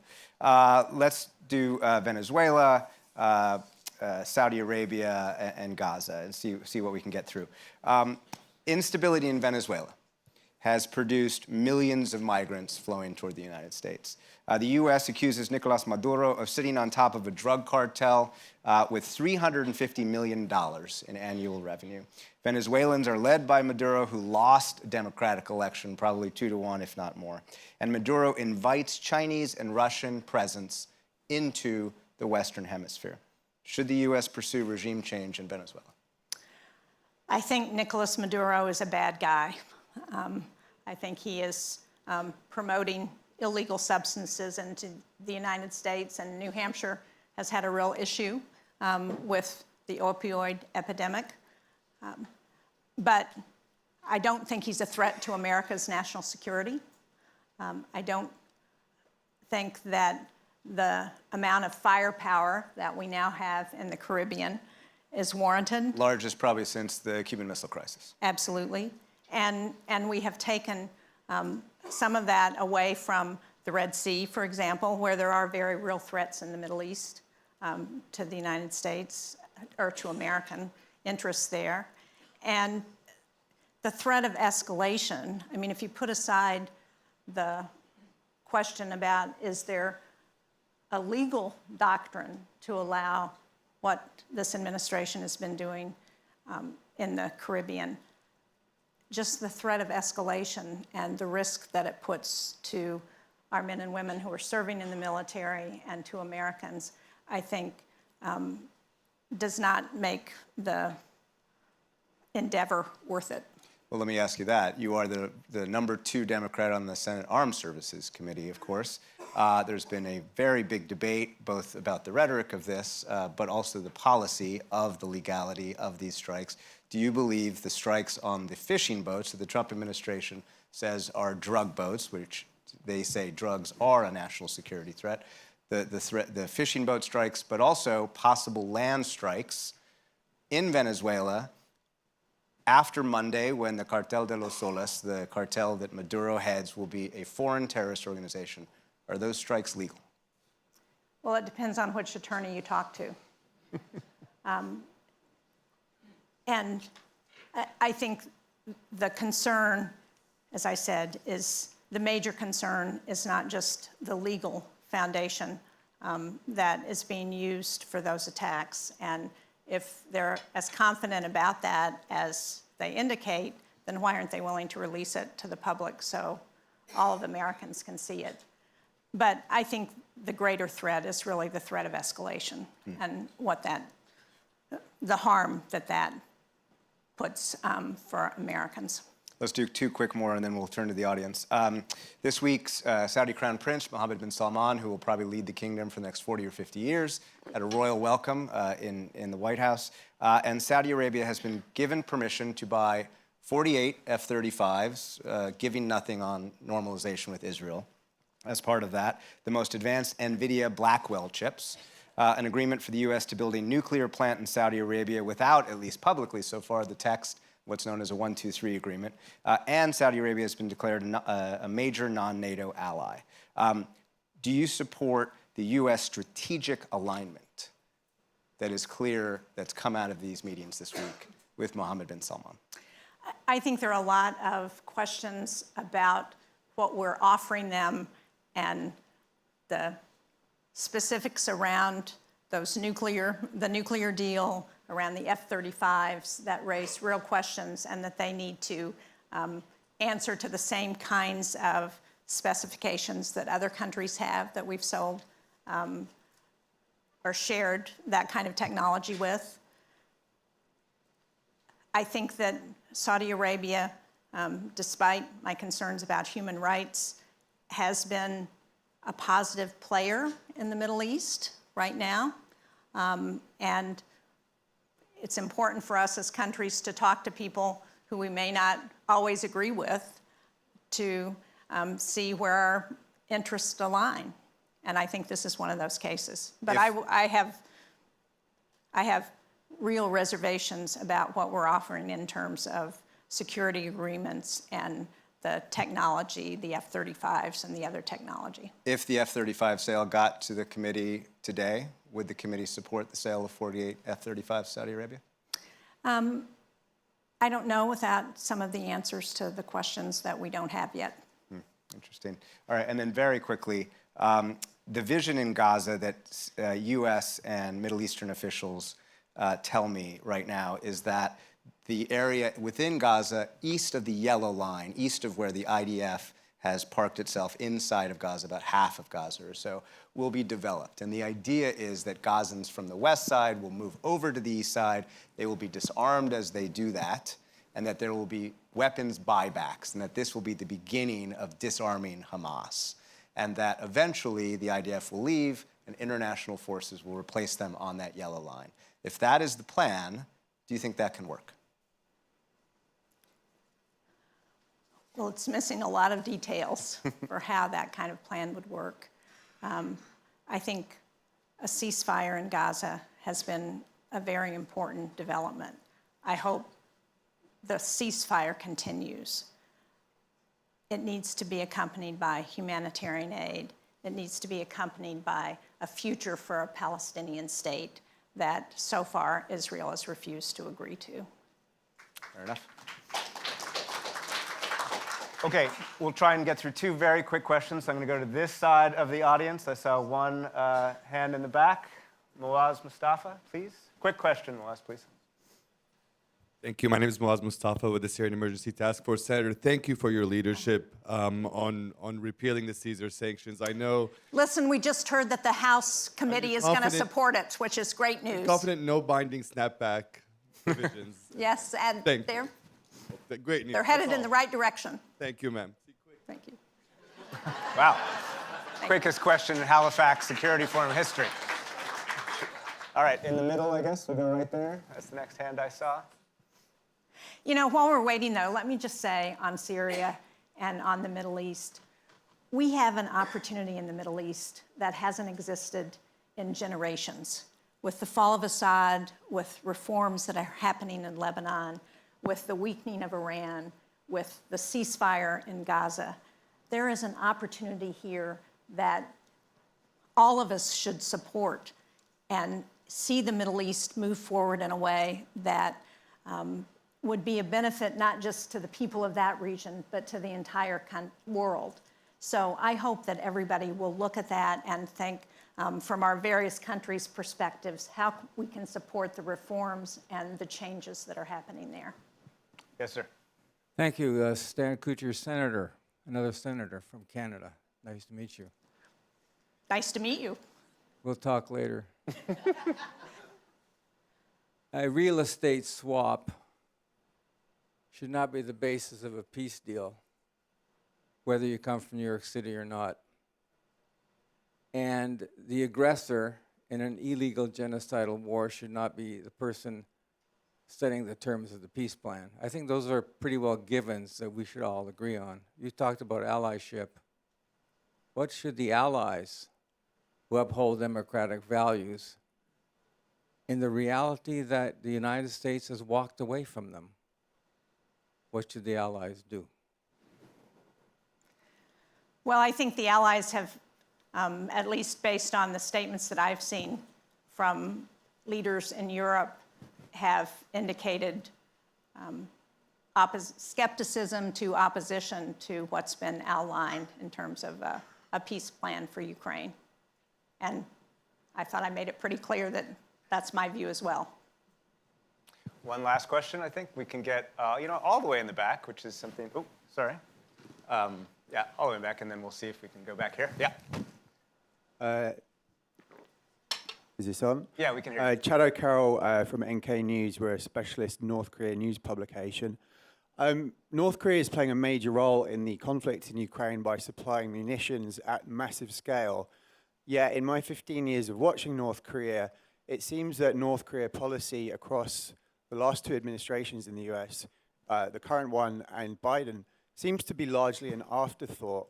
Given North Korea's playing... A what? I'm sorry. An afterthought. Oh, an afterthought. I'm just curious what you think explains this, given the stakes, especially in Ukraine at the moment. I don't know. I don't have a good answer for that. You want me to, yeah, one more? Yeah, please. Thank you very much. Down here, in the third row, yeah. Hello. Introduce yourself, please. I'm Nicholas from Ecuador. You won one of the videos. Yeah. Regarding Gaza, what do you think are some things, some decisions that the international community should take to prevent Israel from absorbing some parts of Gaza, as has happened before in other wars that Israel has won? I think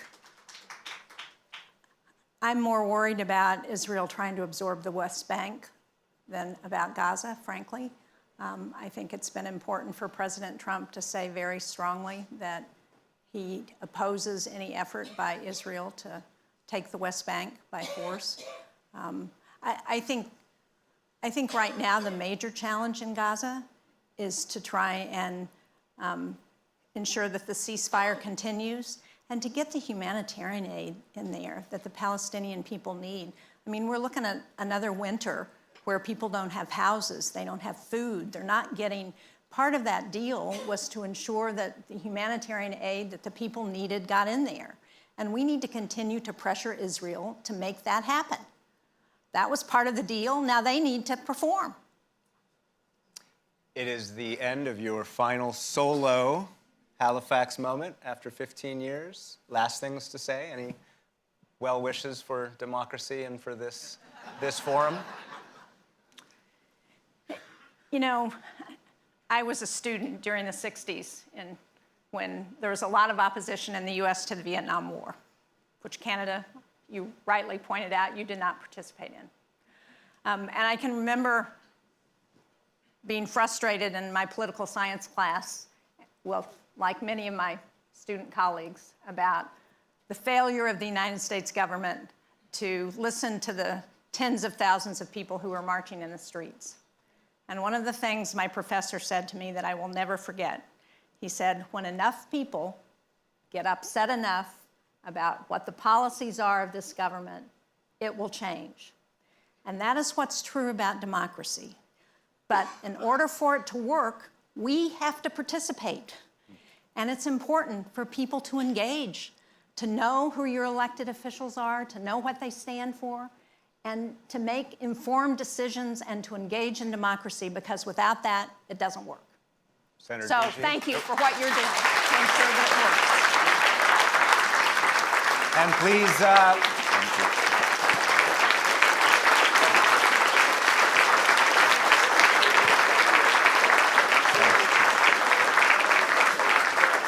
And everybody, please remain for the next panel, which will start shortly.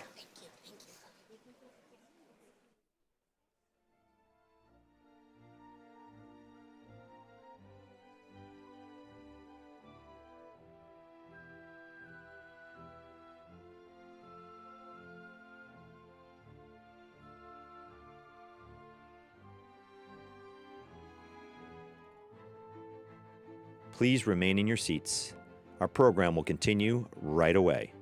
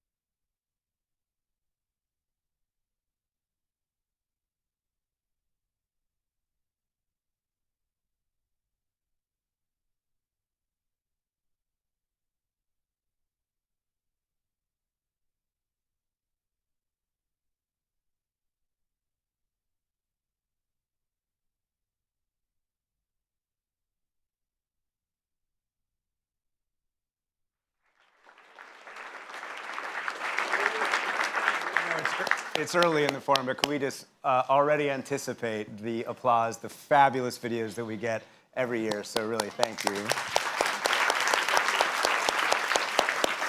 All right, the title of this panel is Democracies Don't Despair. You don't need a speech from me to talk about this. Let me just introduce the panel, and we're going to get their thoughts on why democracies should not despair.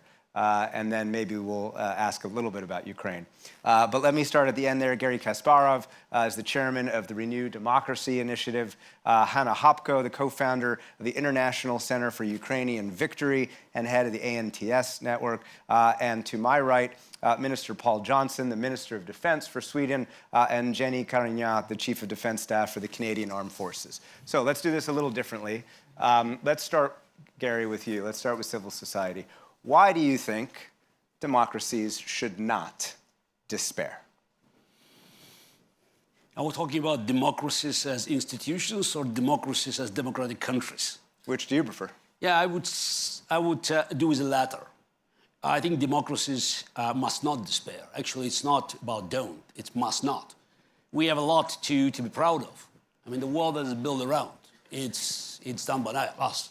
I mean, just recently, we knew that the virus came from China, vaccine from us, from the free world. And also, when we have any doubts about our institutions, whether it's in America, probably less in Canada, definitely in many European countries, we should look around and just, Ukraine, Venezuela, Iran. There's so many countries where people are fighting for democracy against all the odds. I used to say that, if Russian men had the same courage as Iranian women, probably Putin would be overthrown. So there's nothing wrong with democracy. Democracy is a powerful idea. I think what is happening now, and it's not about being desperate, it's because probably desperation in democracies now, it's a luxury of rich. Countries are just, their life is too good. It's complacency. We heard this word today. Lack of vigilance. And it's all of a sudden, everybody's surprised that Putin is so bad. I mean, he's in power for 25, God's sake, years. And he was not secretive about his plans. I mean, we can blame him in many crimes, but, as many dictators before him, he was very clear about his intentions. The collapse of the Soviet Union was the greatest geopolitical catastrophe of the century. That was said 20 years ago. He set up his plans of restoring glory of Russian Empire openly. And then move step by step. Yeah, we can say a lot about this so-called peace plan, which is, of course, a deal. It's nothing to do with a plan. It's a deal, and we know why this deal is being negotiated. It's nothing to do with peace, rather than with glorification and financial interest of certain people behind it. But Putin got emboldened early. Georgia, 2008. Who was the president in 2008? Oh, Bush. But then Obama rewarded Putin after this aggression with the reset policy. 2014, Obama was in the office. What was the response? Nothing. Syria. It's a long list of things that Putin did, and there was no response. And of course, this is Ukrainian war. It's almost 4 years. And what was Biden's response to this war? We'll stand with Ukraine as long as it takes. Takes what? To make a deal with Putin? So Vladimir Putin heard nothing but hesitations, weaknesses, and the word, Senator Shaheen, I apologize, please don't say escalation. This is the word that dictators, they get really excited when they hear it, escalation. Yeah, of course we have to escalate, because they do. And as for instance, Venezuela, it's not a regime change. If we talk about democracy, it's restoring the will of people. They went to the elections, they won elections, everybody knows they won the elections, and now we're talking whether Maduro, I wouldn't call president, dictator, who is building his power on Russians and Chinese interference, is a threat to America or not. Of course, anything that undermines democracy is a threat. So we have everything except political will. And our main enemies, corruption and impotence. Hanna Hopko, Ukraine does not have a choice.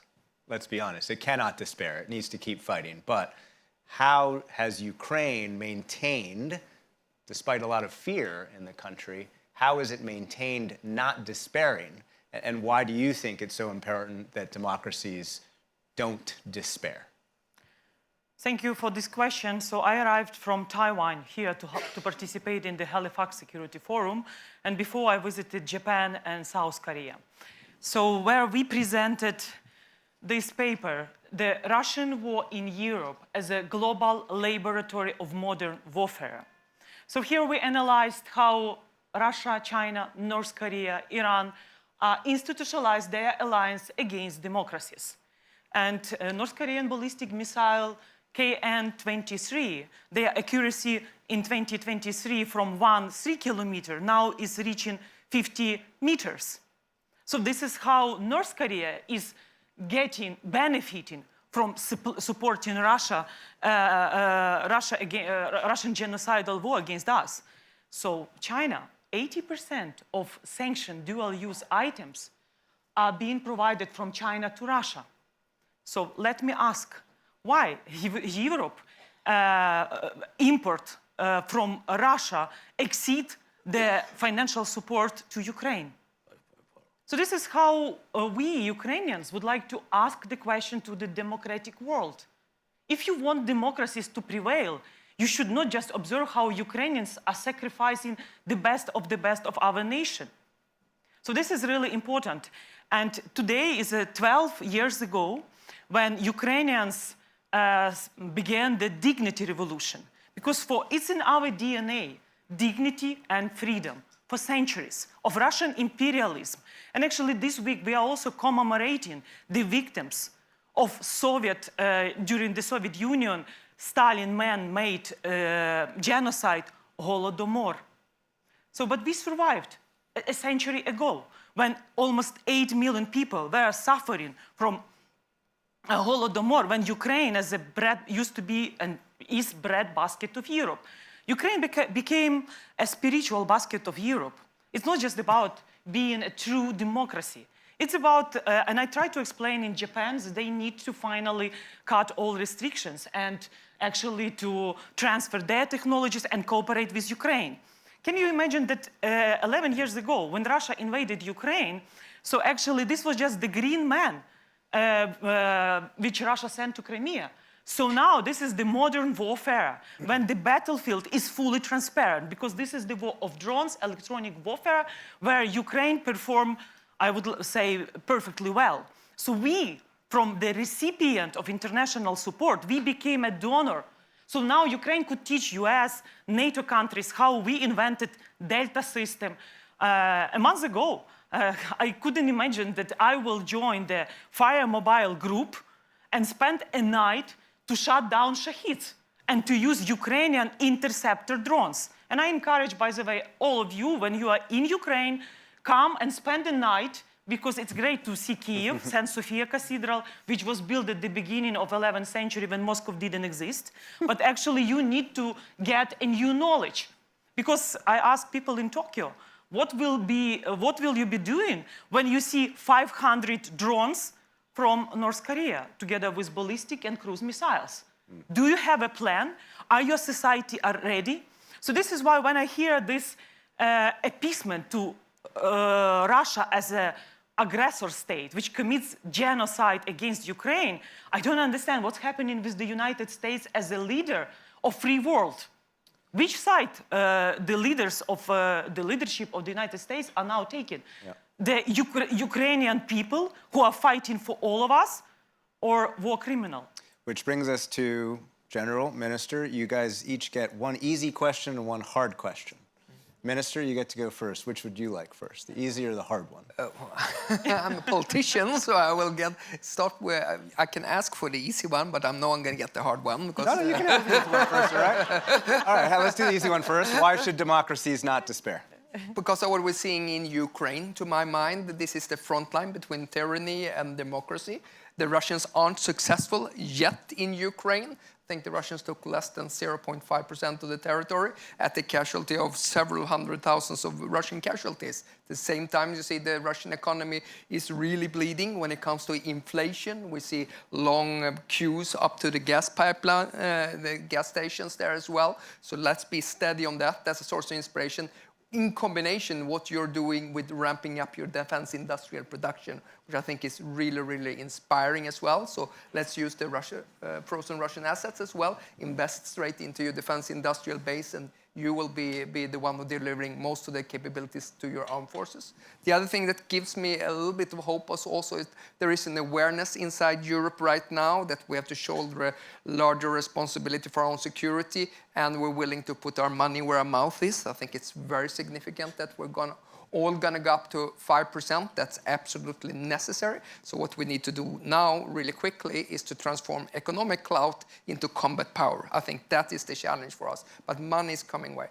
Last point that gives me hope a little bit, and this is going to be self-serving, but I'm glad what I'm seeing also on the northern flank. I think the northern flank of the alliance is being completely transformed now with Sweden and Finland inside the alliance. This used to be an area of unpredictability when it came to military planning, because we and the Finns were not integrated in NATO's common defense planning. Now we're all in that, and we're becoming a much harder target. That's good for the whole alliance. I was here last time actually in November 2022, and then Sweden and Finland, there was a big PR hype about us joining the alliance, but I think both the Swedes and the Finns, we felt a big responsibility. Let's also turn this into a tangible success as well that makes difference for peace and security. So I'm glad that we're serving together with Canadians. We have mechanized battalion in Latvia, that we are the framework nation, this is called, for FLF Finland, that we were able to provide our Gripen fighters over the airspace of Poland, and what we're doing together in the Baltic Sea. I think that has strengthened.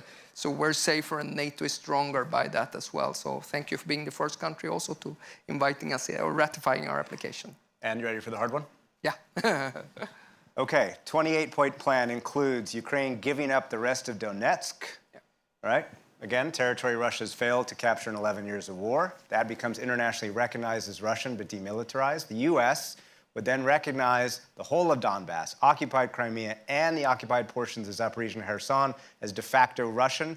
Full amnesty given to all parties, meaning no war crimes pursuit. And in exchange, the U.S. security guarantee says a significant, deliberate, and sustained armed attack by the Russian Federation across the line shall be determined a threat to peace and security of the transatlantic community and may lead to an armed response. Zelensky describes that as choosing sovereignty or U.S. partnership. Should Zelensky choose sovereignty or U.S. partnership? Yeah. Few things, basic principle, it has to be the Ukrainians who decide. Russia is the aggressor, and therefore Ukraine chooses if and how it negotiates. The U.S. has given Ukraine the choice. Yeah, but we as Europeans have not responded to that. I haven't seen anything on paper yet, and I want to say that's a caution. But a few principles that we've been bringing to the table when we've been sitting is nothing about Ukraine without Ukraine. The Europeans really need to be on board because we're going to be doing a lot of the work once a ceasefire or a peace agreement comes into place. I think that's absolutely crucial that we can be part of it.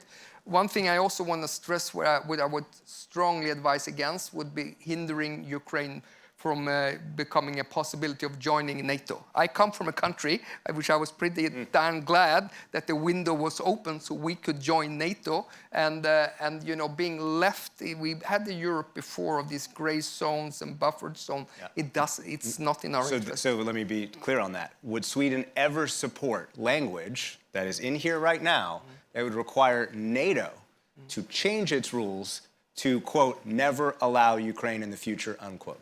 That would go against Article 10 of the Washington Treaty, which says that the alliance should be open to all European countries if they qualify for the merits of it. And that's a hard sell. And I mean, we fought very hard for keeping Europe open, free, and united. I would advise against going anywhere in the other directions. But with all due respect, President Trump has set a deadline for Thursday.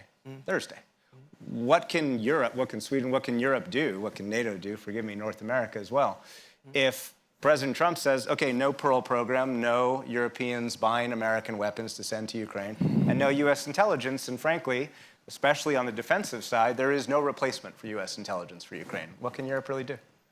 Listen, I mean, on the Pearl, we provided... Pearl is the program that sends, Europe buys the weapons from the U.S. to send to Ukraine. I mean, the message coming out from Washington was clear. Okay, the Americans were focusing on other places, and it was great that we could buy weapons from the Americans and send to Ukrainians. We provided 2 Pearl packages from Sweden as well for it as well. Of course, we have to ramp up production, and what you're doing inside Ukraine, I said, is really impressive as well when it comes to increased weapon production. Of course, there are some things we can do as well in regards to the intelligence side and so forth, but the more we can do aligning the European position and the North American position, the much better it is, of course. And we're going to go the extra way in order to try to accomplish it. General, easy question or hard question first? Let's go easy first. Let's warm up. Why are you not despairing about democracy? Well, I would say, Nick, it would actually quite be easy to despair. Looking at the downslide of democracies over the past 15 years. So this is not a recent thing. It has been gradual over the past many years. However, we remind constantly ourselves that democracies have been built on very strong philosophical principles and values, and that inspires people. And in the long term, we are seeing the result of that, and we are definitely seeing that live with the Ukrainian fight at the moment. And again, the work that everybody is doing is in supporting Ukrainians' fight.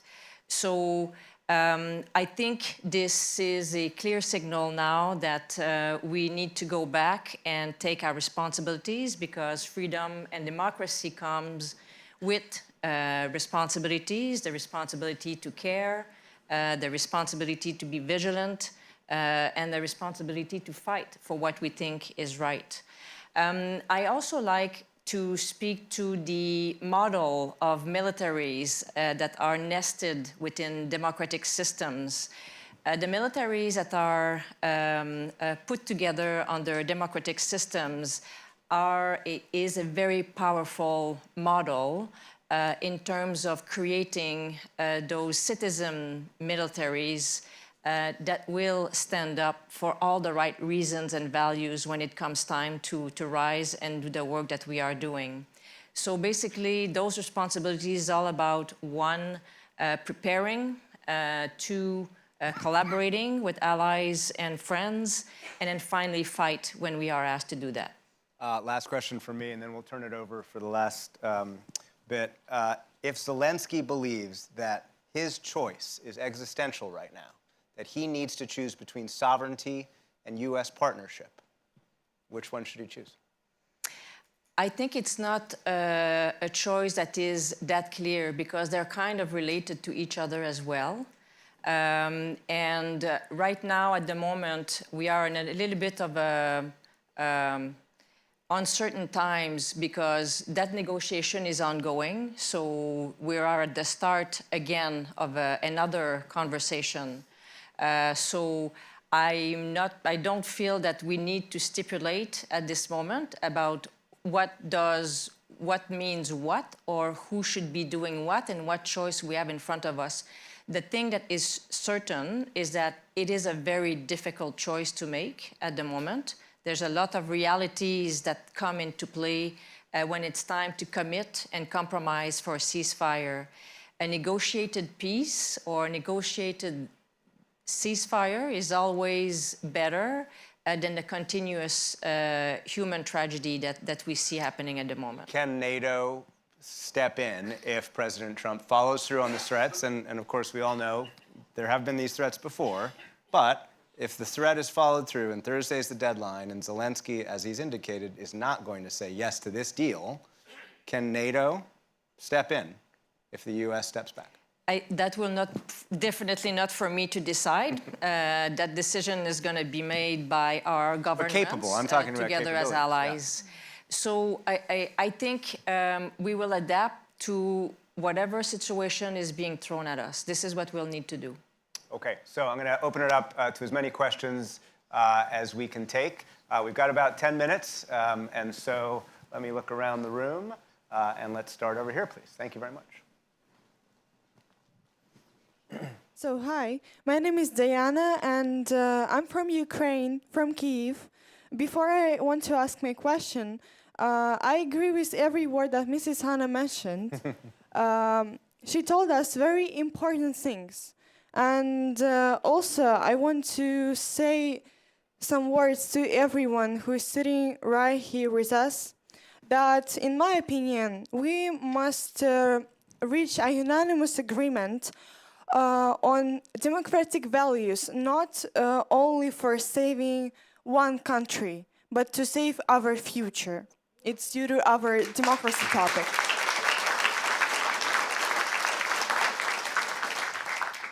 And as I'm from the capital, from Kyiv, I think you can understand me pretty well. I remember clearly all the Russian attacks in my city. And sometimes it's get harder to express how our everyday life looks like. So my question is, do you believe there is a military scenario for ending the war in Ukraine?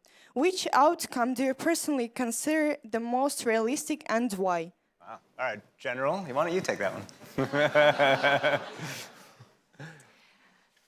I think Russia is not winning. There is a lot of various counteraction that happened following this invasion. First of all, the assessment was that Ukraine was going to fall within a couple of days. That didn't happen. Far from it. Ukraine came together and is still fighting. There was another hypothesis that maybe that would fraction NATO. They would disagree on the various response that each country, each allies would come up with. That didn't happen either. And then finally, on the top of it, we have two new NATO allies that we couldn't foresee joining in such a rapid manner. So if not, like NATO is stronger, and then I would say Ukraine has come together, and I think looking to the future, there's a lot of potential and opportunities for Ukraine to get even stronger looking forward, because democracies work in the long term. There are a lot of short-term gains by being an autocratic, and sooner or later, they usually collapse on themselves. At the scale of time, this is the dynamics that we are observing. So this is why we cannot despair. Good. All right, let's go to this side of the room, although I'll keep my eye on over here. Anybody here? Yeah, right in the middle, please.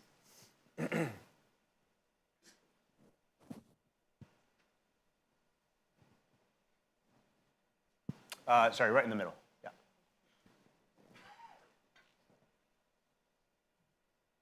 I'm Alexandra Hichi. I'm the president of the Ukrainian Canadian Congress. I've been watching Mr. Kaspatov's body language.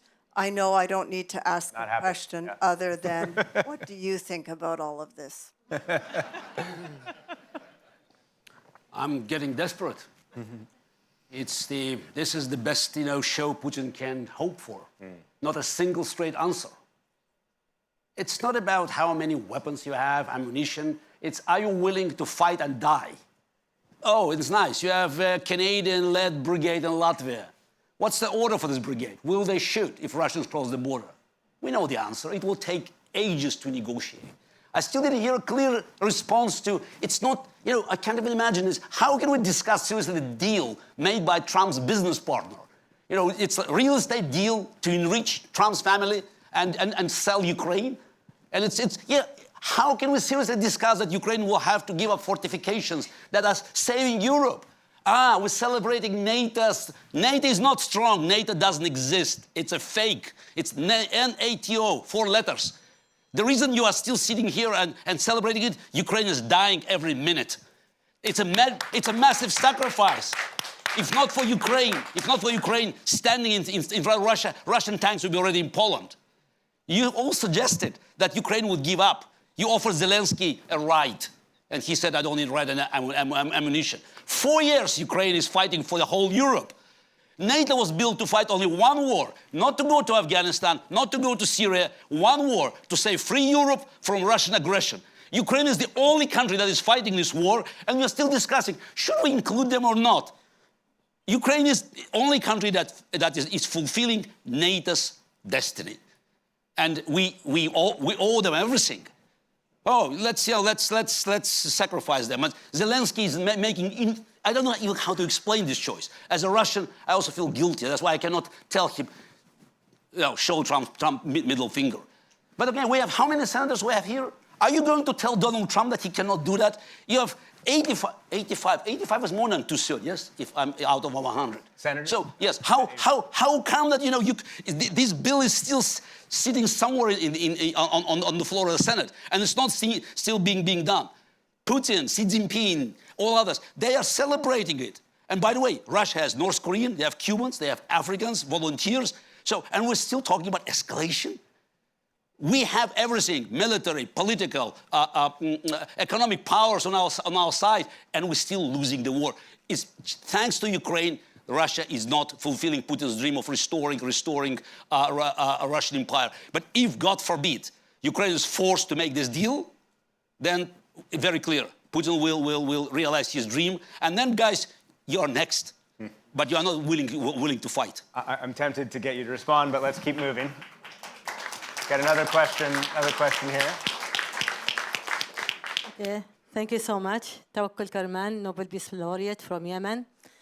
The question is not whether the democracy will despair or not, because democracy never, ever despair. Democracy is the survival. And people from Ukraine, people from Yemen, people from Arab Spring, who fight against dictatorship, who fight against occupation, they know that very much. When we choose the path for democracy, we decided from day one that we will not give up. So the question is not with the democracy. The question is with the democratic people, with the democratic nations. Will they despair? Will they give up their values? Will they give up their promises? And this is, I totally agree with brother from Croatia, I think. Totally agree with them.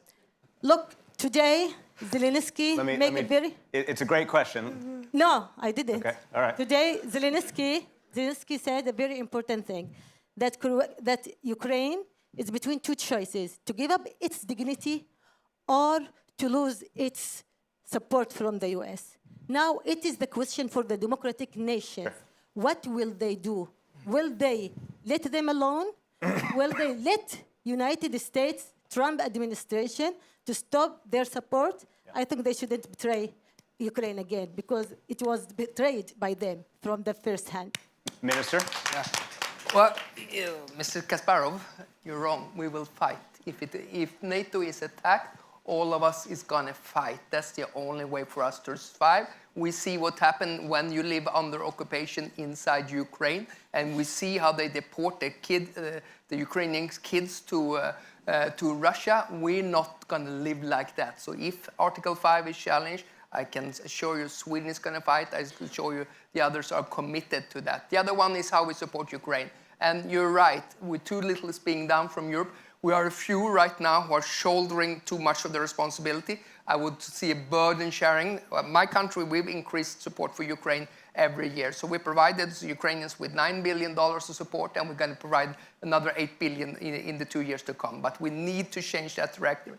There's some of our Southern European allies that need to step up as well. And if your stocks are running low, don't come and say that, because money will get you far away. We invested into long-range strike capabilities for the Ukrainians, both drones and long-range missiles, because Ukraine has the right to defend itself inside and outside of its territory. I think that's crystal clear. They're making good use of it as well, because they're hitting the Russian oil refineries as well, and it makes a big difference. Yeah, quickly. You want me to answer? Well, yeah, please. You should look at the numbers of people in European countries that are willing to fight. So Finland is leading 80%. Then it goes to 14% in Italy, and most of the countries just in Western Europe, they have very it's in teens. So like in Germany, I think 16%. So there's no willingness to fight. That's a problem. Again, with all the money, you are giving money, fantastic. But Ukrainians are dying. And by the way, have I missed Tomahawk towers? I mean, the missiles that can change the course of the war. The Crimean Bridge is still there.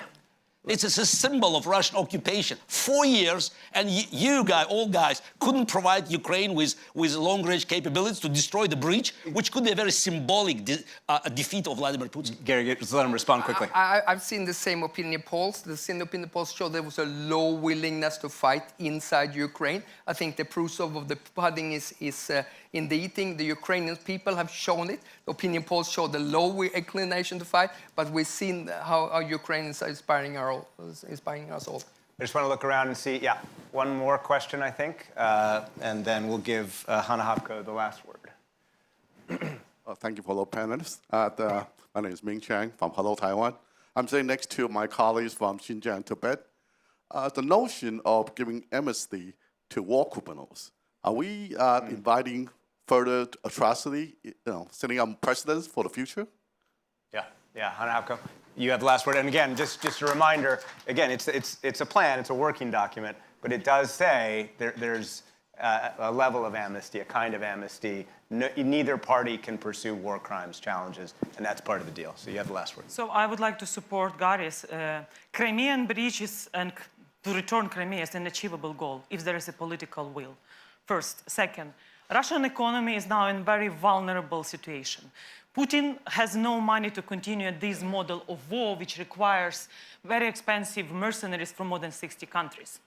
This is the time to increase pressure and move from sanctions with incremental approach to total economic isolation. And this is what we expected that Trump will do, that peace through strength means secondary sanctions and mean real blow on the Russian economy. From European side, we do believe that confiscation of Russian sovereign assets will finally happen. The deblockade of Black Sea, together with the Danish Strait, will also happen without any excuses why it's not happening. Also about the security guarantees. We in Ukraine, personally, I don't believe in Article 5 of NATO. The only security guarantee is Russian de-imperialization. Russia must be defeated. Russian economy and Russia should pay reparations for Ukraine. And also, Russian people living in the territory of different republics, they have their right not to be the cannon fodder like Burats, Kalmyks, and others, which Putin did ethnic cleansing. And actually, to end this, my final remarks.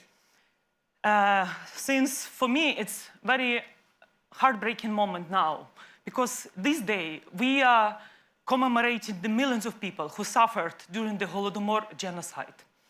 And at that time, in November 16, 1933, Soviet Union was rewarded by the United States when they re-established the diplomatic ties.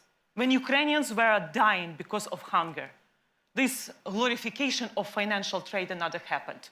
So my message to Trump, after this video at the beginning of this panel discussion, from Bible, no one can serve two masters. And you American people, nation of brave citizens, I do believe you will serve Ukrainian God's purpose to defeat Russian imperialism. And this is the mission of congressmen and senators here, to convince Trump that American leadership is to serve God. This is what's written in your dollar. We trust and we serve God. No one can serve evil. Otherwise, you will, I don't want to say it. Thank you. Thank you. Thank you to all the panelists. That was great. Thank you guys very much. Thank you very much. And there'll be a brief coffee break. As I'm getting the word. Yeah, brief coffee break, and then we'll come back in here for the next panel. Thank you all very much. Please join us for a coffee break in the foyer.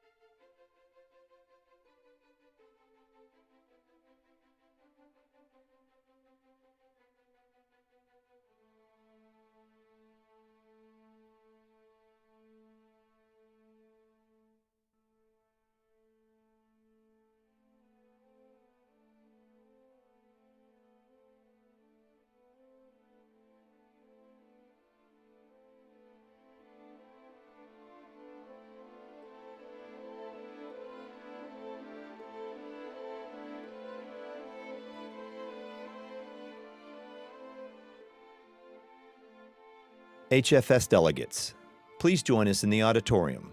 Our program will begin in just a few minutes.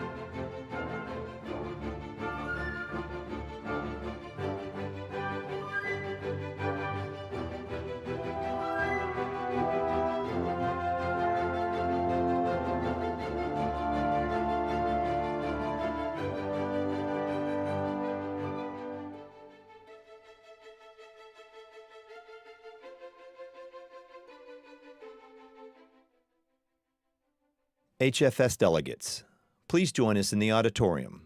Our program will begin in just a few minutes.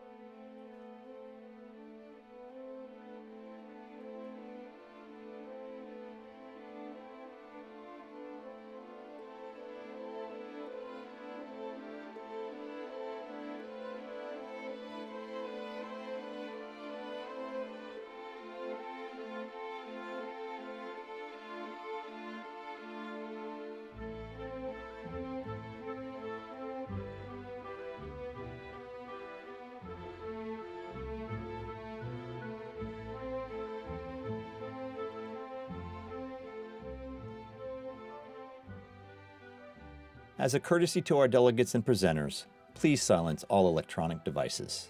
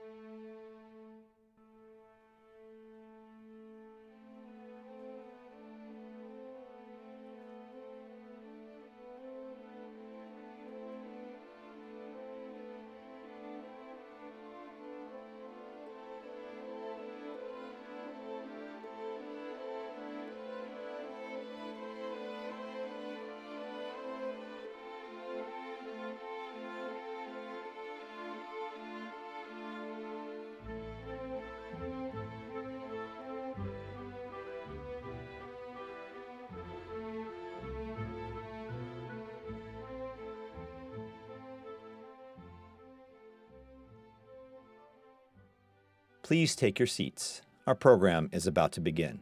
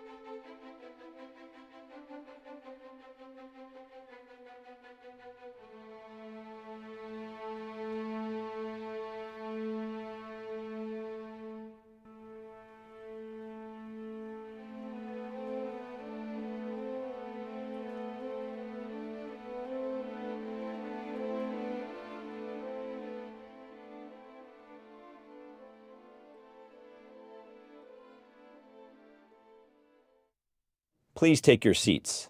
Our program will begin now.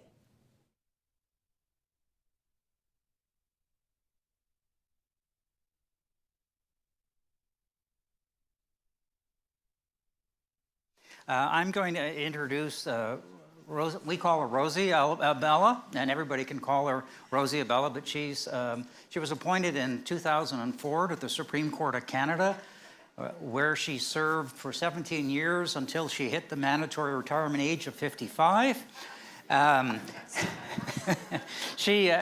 expertise is in human rights and constitutional law. Before her appointment to the Supreme Court, she was also the first Jewish woman and the first refugee to ever serve on the Supreme Court of Canada. Before her appointment to the Supreme Court at the young age of 29, she was appointed to the Ontario Family Court, the first woman and the first pregnant woman to serve on that court. Before she was appointed to the Supreme Court, she had distinguished herself with a very important commission on employment equity that was a landmark commission that subsequently led to employment equity for women, visible minorities, and the disabled. And she also sings a really mean Gershwin. So maybe tonight at the gala, we can get her up on stage and she can sing Gershwin. Or not. Or not. Embrace me, my sweet not the right place.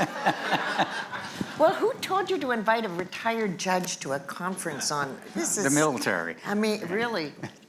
Anyway, thank you, Peter, for including me. Yeah.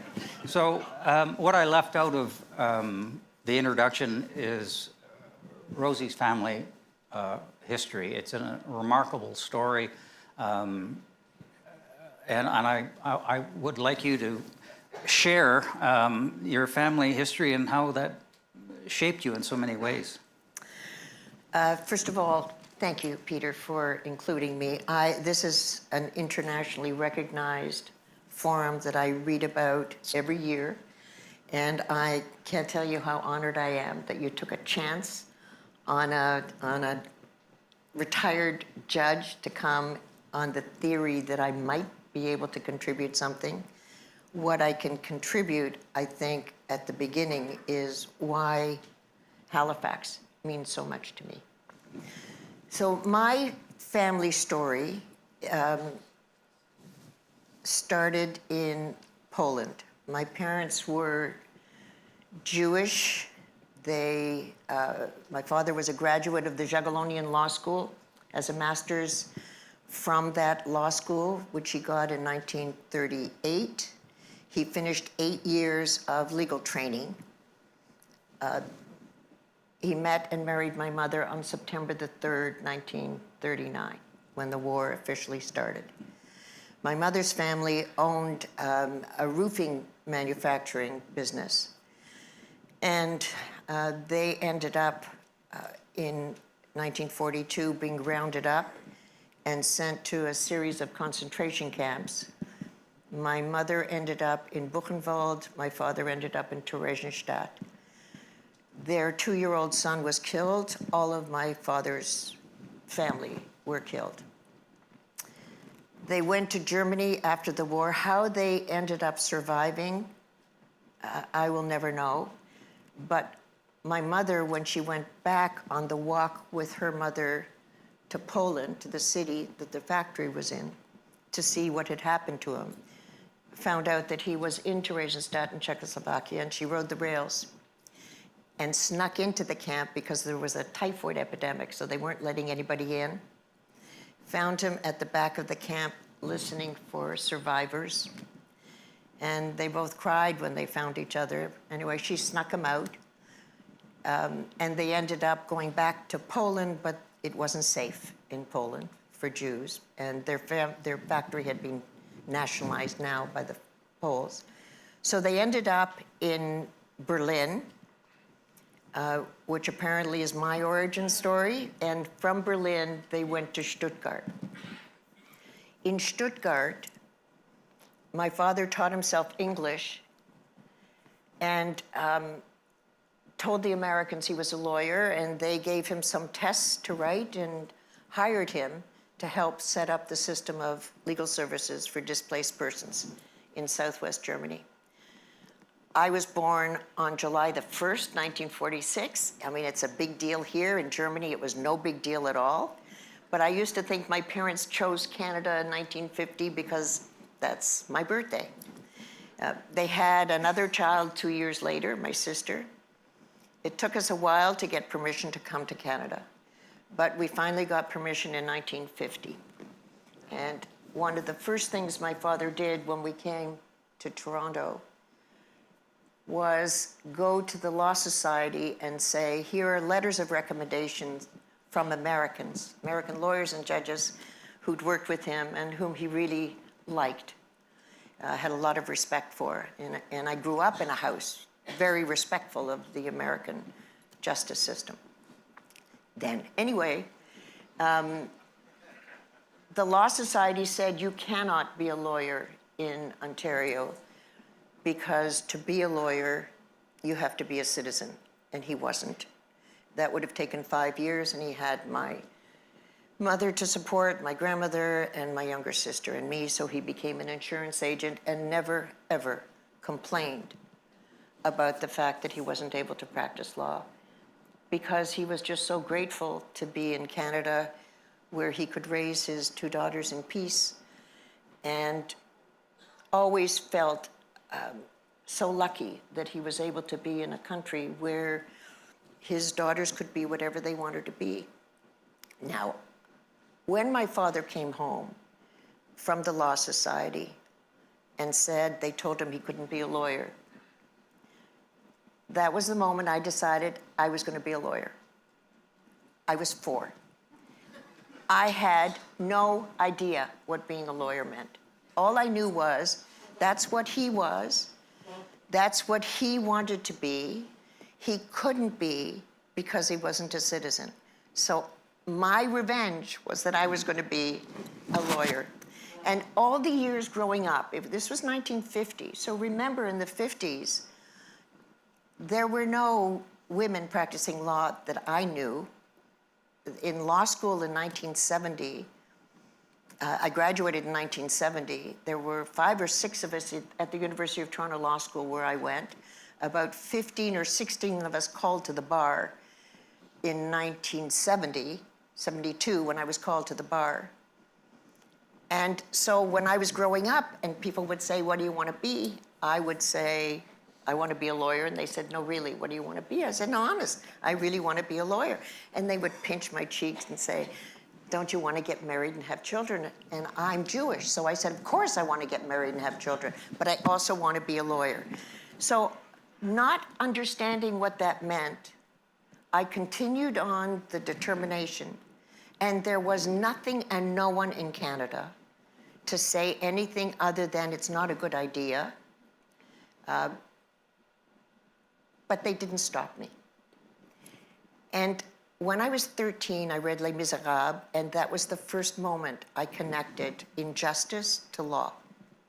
Somebody had spent 19 years in jail for stealing a loaf of bread to help his nephew.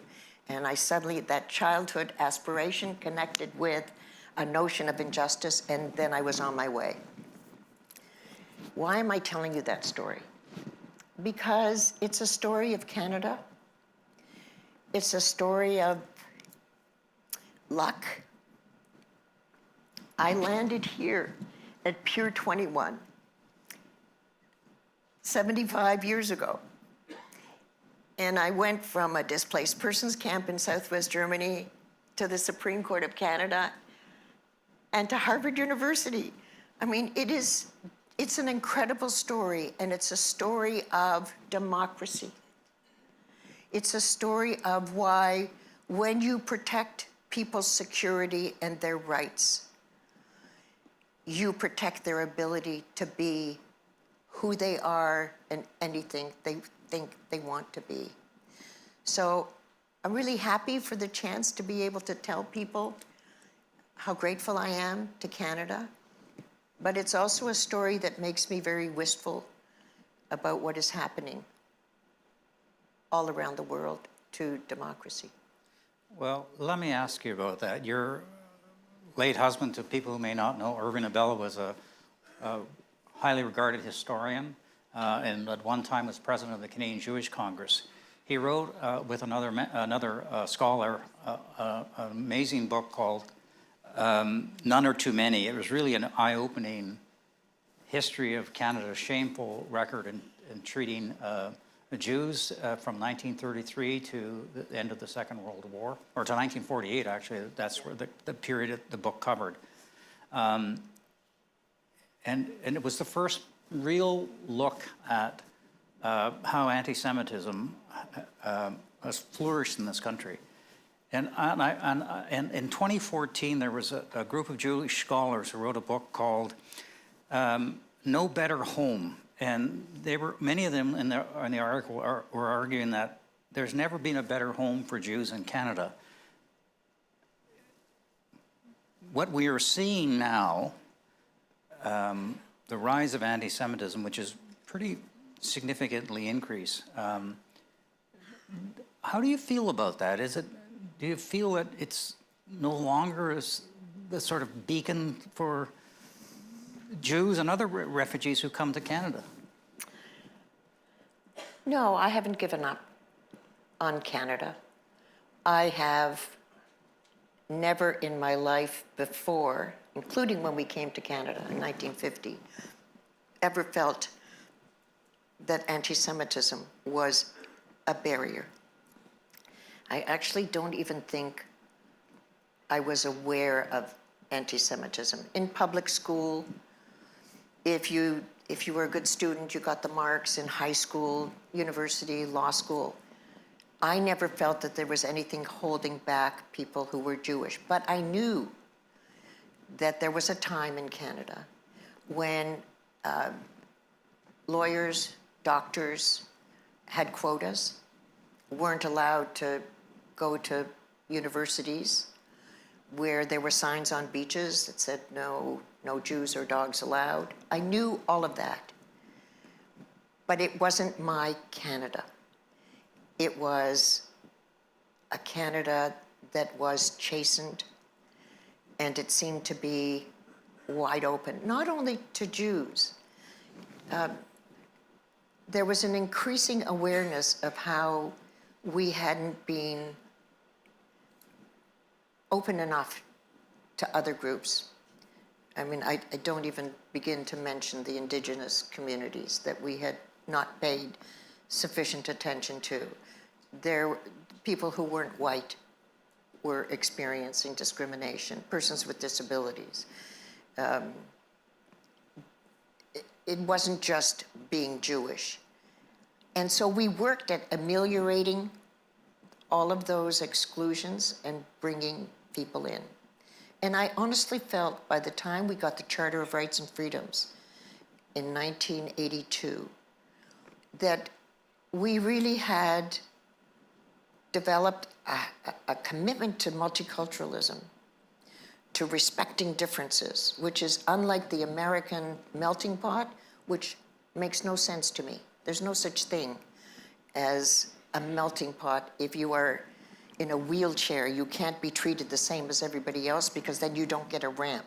So we understood in this country that you have to acknowledge how different people are in order sometimes to be able to treat them as equals. So that rejection of the melting pot theory, the assimilationist model in Canada, and the multicultural integration based on difference model is what made us, I think, the best proponents of multiculturalism in the world. And it also made it possible for different religions to increasingly feel more comfortable in Canada.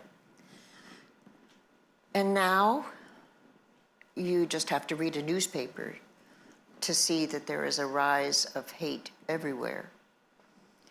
I'm concerned about the fragility of the bargain that we made to tolerate people's differences, to have what everyone on the panels has been talking about, the dialogue, the listening to each other, paying attention, what do you need, what are we doing that's wrong, what can we do to make it better? That's the ameliorative Canada that I have come to expect, that there is now so much anger on the part of so many people that we're losing the ability to live as comfortably together.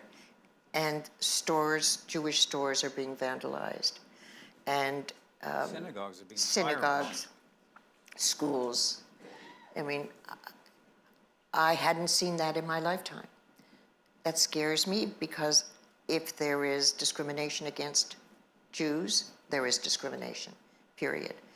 So I know that events around the world are contributing to that. I know that what's happening in Israel is contributing to it.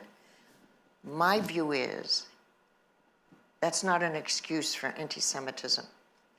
But so many people have merged together their antipathy to what one country is doing that they've kind of assumed that all Jews, therefore, deserve the opprobrium that they are attaching to the policies of the Israeli government. And we're not stopping to think that, you know, you can be objecting to a particular government, we all know that, without feeling that you have to not love the country. I am an unabashed Zionist in the sense that I believe in the right of the Jewish state to exist. But I also believe in the right of fairness. I believe in the right of people to be free from assaults on judicial independence. I would not go to the wall for the policies of that particular government, but I would defend the right of the country to exist. But it's wrapped up here now, all over the world, left and right, in a combined anti-Semitism that really, really worries me. And I think it's a threat to security. When people hate, it's a threat to security. And I don't really know how we're going to get back to encouraging people to take the track that we took after the World War II institutions we built. What we were committed to then was never again for anybody. But we've fragmented again. We've lost the moral consensus. We've lost the willingness to stick to the moral consensus. And things are happening all over the world that seemingly are unstoppable tragedies to people. So when people talk, when I think about my own history and we talk about all the laws we have and all the rules we have and all the institutions we have, what we haven't yet figured out, and we just saw it in the last panel, is how to prevent the assaults on people in the first place. What are these institutions for if they can't stop the killing? So we have mechanisms for after-the-fact analyses, but in the meantime, people have been killed, and the laws are words, but they're not helping the world stay on board. I don't know what we do to get back the commitment to justice that we had. Well, let me ask you about that, because the international liberal order seems to be under serious challenge, whether it's China or Russia, but also internally in liberal democracies where you see the courts being undermined, democratic institutions being undermined, the media being undermined, the police, universities. In some ways, it makes you almost feel like we're in the early stages of early 1930s, and maybe I'm being too pessimistic. And, well, I don't want to admit that you're right, but I think in a way you are, because we're seeing things now that we have seen before. So I'm rereading a book that I read when it first came out by a German scholar named Ingo Müller called Hitler's Justice, the Courts of the Third Reich. And what was amazing to me when I read it, I was on the Court of Appeal at the time, was how judges and lawyers were taking laws that were anti-Semitic and not only enforcing them, interpreting them even more aggressively than the words were written. So as someone who's a member of the legal profession, you think lawyers and judges are going to be there to stop the abuses, but they didn't. And when I went this year to Germany with the former German ambassador to Canada, Sabine Sparwasser, she took me to outside, we were in Berlin, and she took me to Wannsee, where those 15 men sat around a table and figured out how they were going to have the final solution. And it wasn't just seeing the pieces of paper where they neatly laid out the laws for the extermination of the entire Jewish community in Europe. What stunned me was they had the biographies of the 15 men. 9 were lawyers. So the fragility of law and lawyers to what we count on in a liberal democratic world and what we counted on when we reconstructed it after World War II, I see sometimes in disarray, often disrespected, not sufficiently understood as the core of democracy. And that, I think, raises another, for me, serious issue today. People don't have the same definition in their heads when they talk about democracy. So democracy, to too many people, is kind of a shorthand for the majority, the will of the people. That has never been my understanding of democracy. That democracy was institutional checks and balances. The majority elected people to implement their wishes. The media oversaw, you were the mirror to hold up, to show us what we looked like, an independent media. And the courts were the final check on whether or not governments were staying within the boundaries of the laws and the constitutions. And democracy doesn't work unless there are checks and balances. Not just government staying within the lines because that's the law. Government staying in the lines because that's how people's rights are protected. So when people say democracy is about what people want, it isn't just what people want. If you don't like what the laws are, you change your government. That's what elections are for. But there has to be an independent body observing it, series of bodies observing it, that's your role, and an independent body of people monitoring it in accordance with making sure that rights are protected. What are rules for if not to protect rights? So that is too fragile for me in too many parts of the world. And we're getting too much after the fact analysis. What can we do now that so many people have died in these various countries?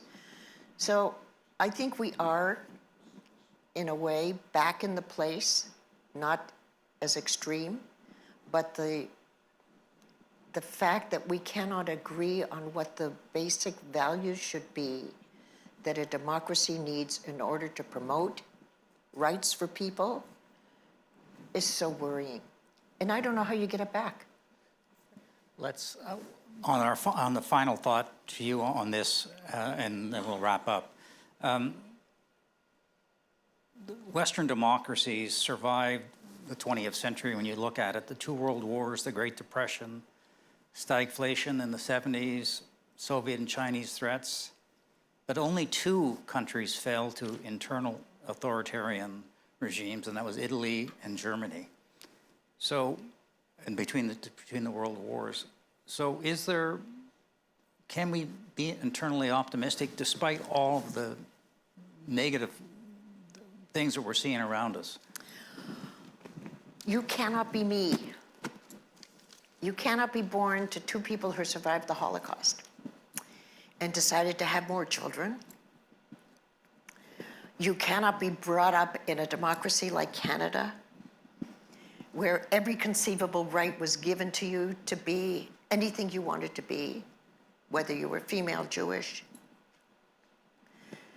You cannot be someone who was given a chance not just to be who she was and to believe what she believed, and to have the chance to participate in the framing of the democratic environment and not be hopeful. And you know, the Royal Commission you were talking about, that was, as you remember, it was called the Royal Commission on Equality and Employment. And it was the Liberal government who asked a provincial court 37-year-old to study barriers in employment for these 4 groups, 62% of the population. I kind of knew it wasn't really a serious project because there was, at the same time, a 7-person, 4-year, multi-million-dollar Royal Commission on what should happen to baby seals. So I knew this wasn't really going to be something they were going to take seriously necessarily, but I did. And the first thing I thought I have to do, Royal Commission on Equality and Employment, I traveled across the country and listened to members of all of these groups and to business and labor. What should we do to make a workplace fair? And it took me 3 months to write the report. I write by hand, I still write by hand. The first 18 pages were trying to think about what does equality mean? We had not in Canada yet developed a definition of equality. But the Americans had, the 14th Amendment. And so I read every single 14th Amendment case, and I also read Hobbes, Locke, Hume, Aristotle, every single philosopher who had ever written about equality. But with the voices in my head of the Canadians I'd spoken to, I sat down and I found myself saying, equality is not treating people the same. Equality means acknowledging and accommodating differences so they could be treated as equals. So I wrote the report. I had no expectation that anything would happen with it, but as it turned out, I unified the country. How? Every single newspaper in the country said, this is terrible. What is she talking about? She's making employers hire these people. And I didn't even have quotas, because Jewish people do not like quotas. It was just integration over time, but everybody hated it. So that was 1984 when the report came out. In 1989, the Supreme Court of Canada, and I was not even on the Court of Appeal at the time, had its first decision on what equality means in a case called Andrews. And the case was about a lawyer in British Columbia who wanted to practice law, but he wasn't a citizen. So they used my words, my definition of equality and my definition of discrimination, to strike down the citizenship prohibition that had kept out my father. And that was so wonderful, except that my father had died a month before I finished law school. But for me, that was Canada kind of saying, thank you for coming, thank you for being here, thank you for thinking about us and for us. And that's why I will never give up on democracy or Canada or laws or rights, because they are worth fighting for.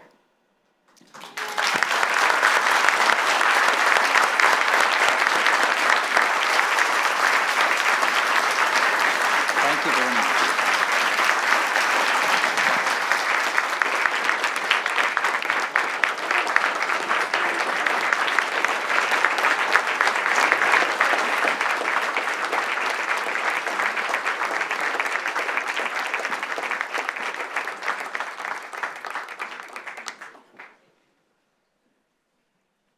Please remain in your seats.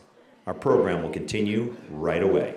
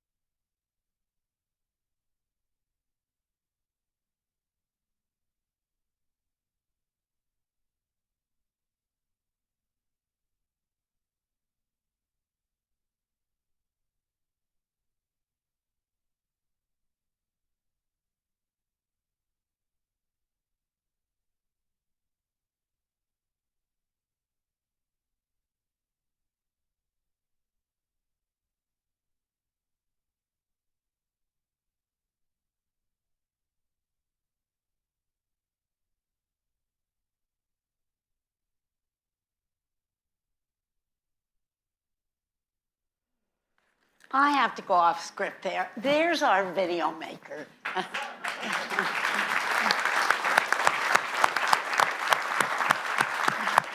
So good, so good. We're gonna fall right on from that video and from Rosie's conversation and talk about differences and how democracies defend differences. One quick housekeeping note, this panel will finish at 6:30 and the shuttle buses will be right up front. Don't go up to your room, don't change your clothes. There are lots of shuttle buses though, so don't worry about missing them, okay? We're all good. We have with us Dr. Jong Choi, who is an academic at Yonsei University, Kochav Eliakim Levy, who chaired the commission on the October 7th crimes by Hamas against women, children, and families. Mariam Kamalmaz, the director for Missing Persons Affairs for the Syrian Emergency Task Force. Dr. David Smolansky, who is the senior advisor to the Nobel Peace Prize laureate 2025. Maria Corina Machado, whom I think everyone knows, is the candidate who won the election in Venezuela but was denied the victory.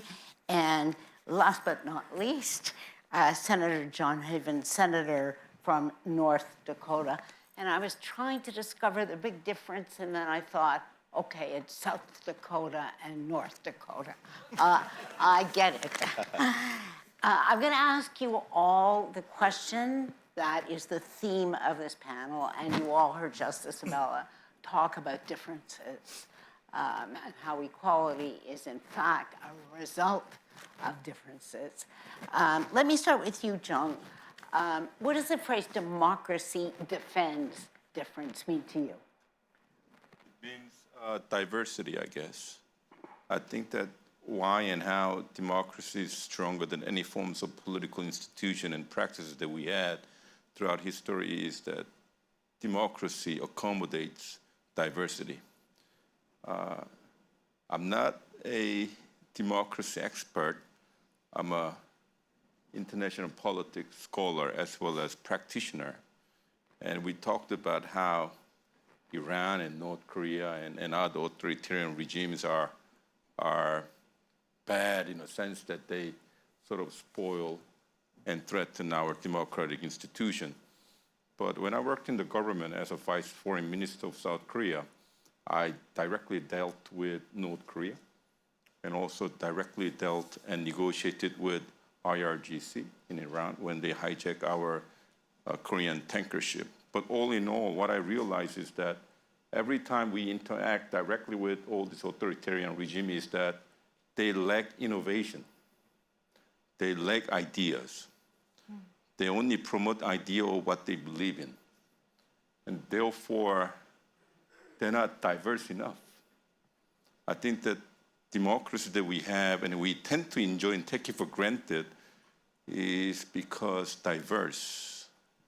I come from a country so-called South Korea, and democracy means just more than political institution, because with all your help, back in 1950, we defended our democracy from the aggression of North Korea under the banner of the United Nations. We survived 2 long military dictatorship in our country. Our citizens rose, our students shed their blood on the streets, and also we impeached 2 presidents that abused the Constitution that we built throughout our struggle against democracy. And in it, we defended it, our diversity in democracy. We still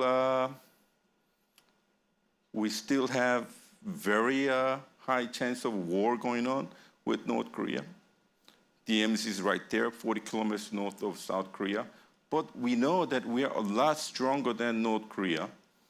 We know that we are much more innovative than China because at the end of the day, we can say we are much more accommodating to the new ideas. We are much more flexible. And I think that the theme of this panel is essentially asking a very simple question. How much are we willing to accommodate a new idea in the form of democracy? Recently, not too long ago, our delusional president attempted overthrowing the constitutional order in the name of martial law. Believed that there shouldn't be differences in our democracy because anyone criticized the incumbent government, he basically labeled it as enemy of the states, the opposition party and liberal parties as well. And our citizens protested in the name of the Revolution of Light. Our National Assembly impeached him, and our Constitutional Court obviously ruled that impeachment, and therefore we had an election. So what makes democracy much more resilient is diversity itself. So I think that democracy defends differences. That's a great answer. That's a great answer. Kochav, you come from a country that is riven with differences right now. What does democracy defending difference mean to you? I think it's an excellent question. And I was thinking the first thing that came to mind was very simple, the leadership of women and the commitment to our children. This is the way for me to see, and for us as democracies, to see beyond differences, and I'll explain.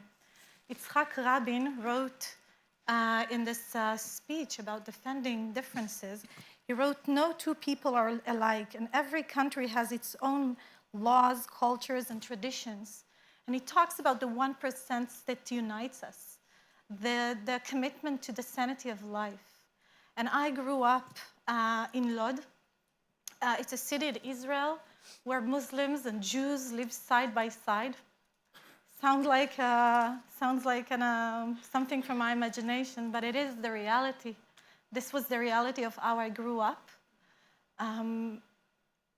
I didn't see difference. I saw us growing up together, our children together in the same preschools. I didn't realize as a child that difference matters, and I think that's the essence of it. I saw coexistence as a second nature. And then I grew up, and one of the first things I did as a student at Penn Law is to write about the chance of peace. And I found that Muslim women and Jewish women together have far more understandings about how to bring peace, far deeper commitment to the future of our children. I feel that women see more vividly the opportunity for peace, the possibility for a different future for our children.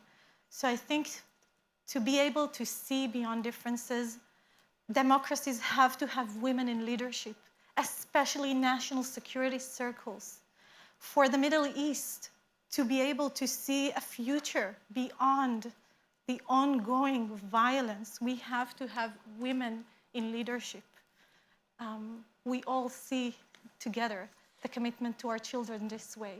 You know, it's a really, really interesting answer because Jong, you said the diversity, seeing the diversity is how democracies defend difference, and Kochav just said when the differences become invisible is how democracies defend. So there's not one answer to this question. Mariam, you have lived through a period of what one can only say brutal dictatorship in Syria. And the country is evolving. As a Syrian, how do you think, how do you understand that phrase, democracy defends difference? Thank you. First of all, I'd like to acknowledge that this is the first year that Halifax, that Syria is free. Welcome. 60, yes. And for us to be present here at Halifax celebrating this remarkable achievement, is amazing. 60 years of oppression, of tortures and killings and mass murders and enforced disappearances, and not being able to speak your mind or be able to have a political opinion has come to an end. There are nearly 1 million that are missing in Syria, and one in those millions happens to be my father. I'm actually a Syrian American, and my father is a psychotherapist who specializes in trauma. He used to travel the world and go to war-torn areas and treat those that had suffered the worst forms of trauma, whether it was war or natural disasters. He was there in Bosnia, in Kosovo, in Indonesia after the tsunami, and even in New Orleans after Hurricane Katrina. The latest was in Lebanon. He had set up his institute, the International Institute for Psychosocial Development in Lebanon, where he treated Syrian refugees. His door was open to everyone that needed any sort of help. He did not specify any sort of religious or specific ethnicities. It was open to everyone. And he avoided politics, knowing that it could risk his work. In February 14, 2017, he was lured into the country, believing that he was going to meet with doctors and possibly open a branch of his institute in Syria. He drove in legally without any issues from Lebanon into Syria, arrived at a family member's house in Damascus, slept the night, called my mom, told her, I've arrived, I'm safe, all is well, I'll call you back later. My mom, of course, knowing that he's in Syria, she panicked a lot. And I had to reassure her, he'll be fine, don't worry. Well, unfortunately, it was the next morning that he never called back, and we never heard from him. And then the doctor started calling us, the one that was waiting for my father, saying, have you heard from him? Has there been any news? And we were like, no, he's not with you. And he said, no, it's been over 8 hours, and we're supposed to meet 8 hours ago, and he hasn't arrived yet. Unfortunately, we learned from the driver that was with my father that he was stopped at a temporary checkpoint that was set up to kidnap him. He was kidnapped, disappeared, and we were thrown into this world of the unknown. Where is he? How is he? There were so many questions. Living in the United States, in democracy, gave us the opportunity to speak out, something that Syrians feared. Being a Syrian American family, we had the ability to go on the news and to plead for the president to take on his case and to do all that he can to bring my father home. With the help of Muaz Mustafa, who's been working on Syria for the past 15 years, and we owe him a great applause for all that he's done for Syria and liberating Syria.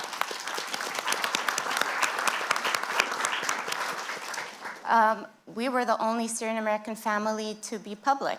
Of course, it didn't come without a price. The price was we would never be able to go to Syria again, which means my mother's family, my grandmother, would never see their siblings or any of their loved ones again in Syria. But the responsibility was more important that we represented the missing and spoke out than to shy away and stay in fear. We decided to speak out, and we went on every news channel and spoke about my father's disappearance. Luckily, we were heard by President Trump at that time, and our story was picked up by the Special Presidential Envoy for Hostage Affairs, again, something that democracy has helped create for families of those that have loved ones that are hostages and wrongfully detained. And throughout the years of us working and advocating for my father, we learned in May of 2024 that he had unfortunately passed within the Syrian prisons. It's okay.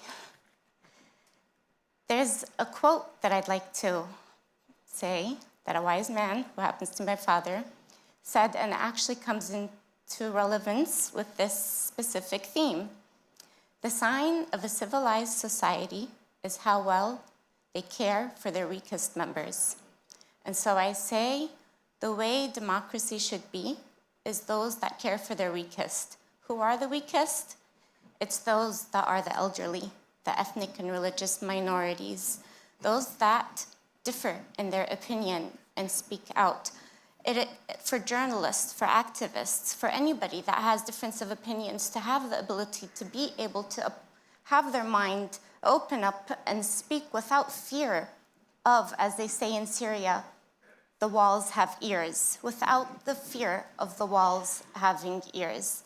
And so I say that democracy does defend differences in this area, and it was a democracy who raised the hostage and wrongful detainee flag for a Muslim Syrian American above the White House, the State Department, and the Capitol on June 11th, 2024. It was a democracy that told our family, if you need counseling, any help, anything you need, we are here to support you. It was a democracy that continued to push for accountability and justice for the atrocities that have happened.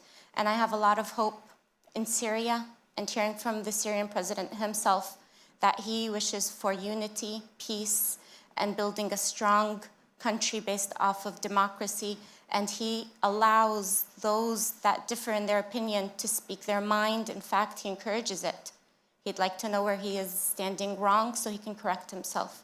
So I say Syria is heading in the right direction for a stable, strong democracy. Thank you so much,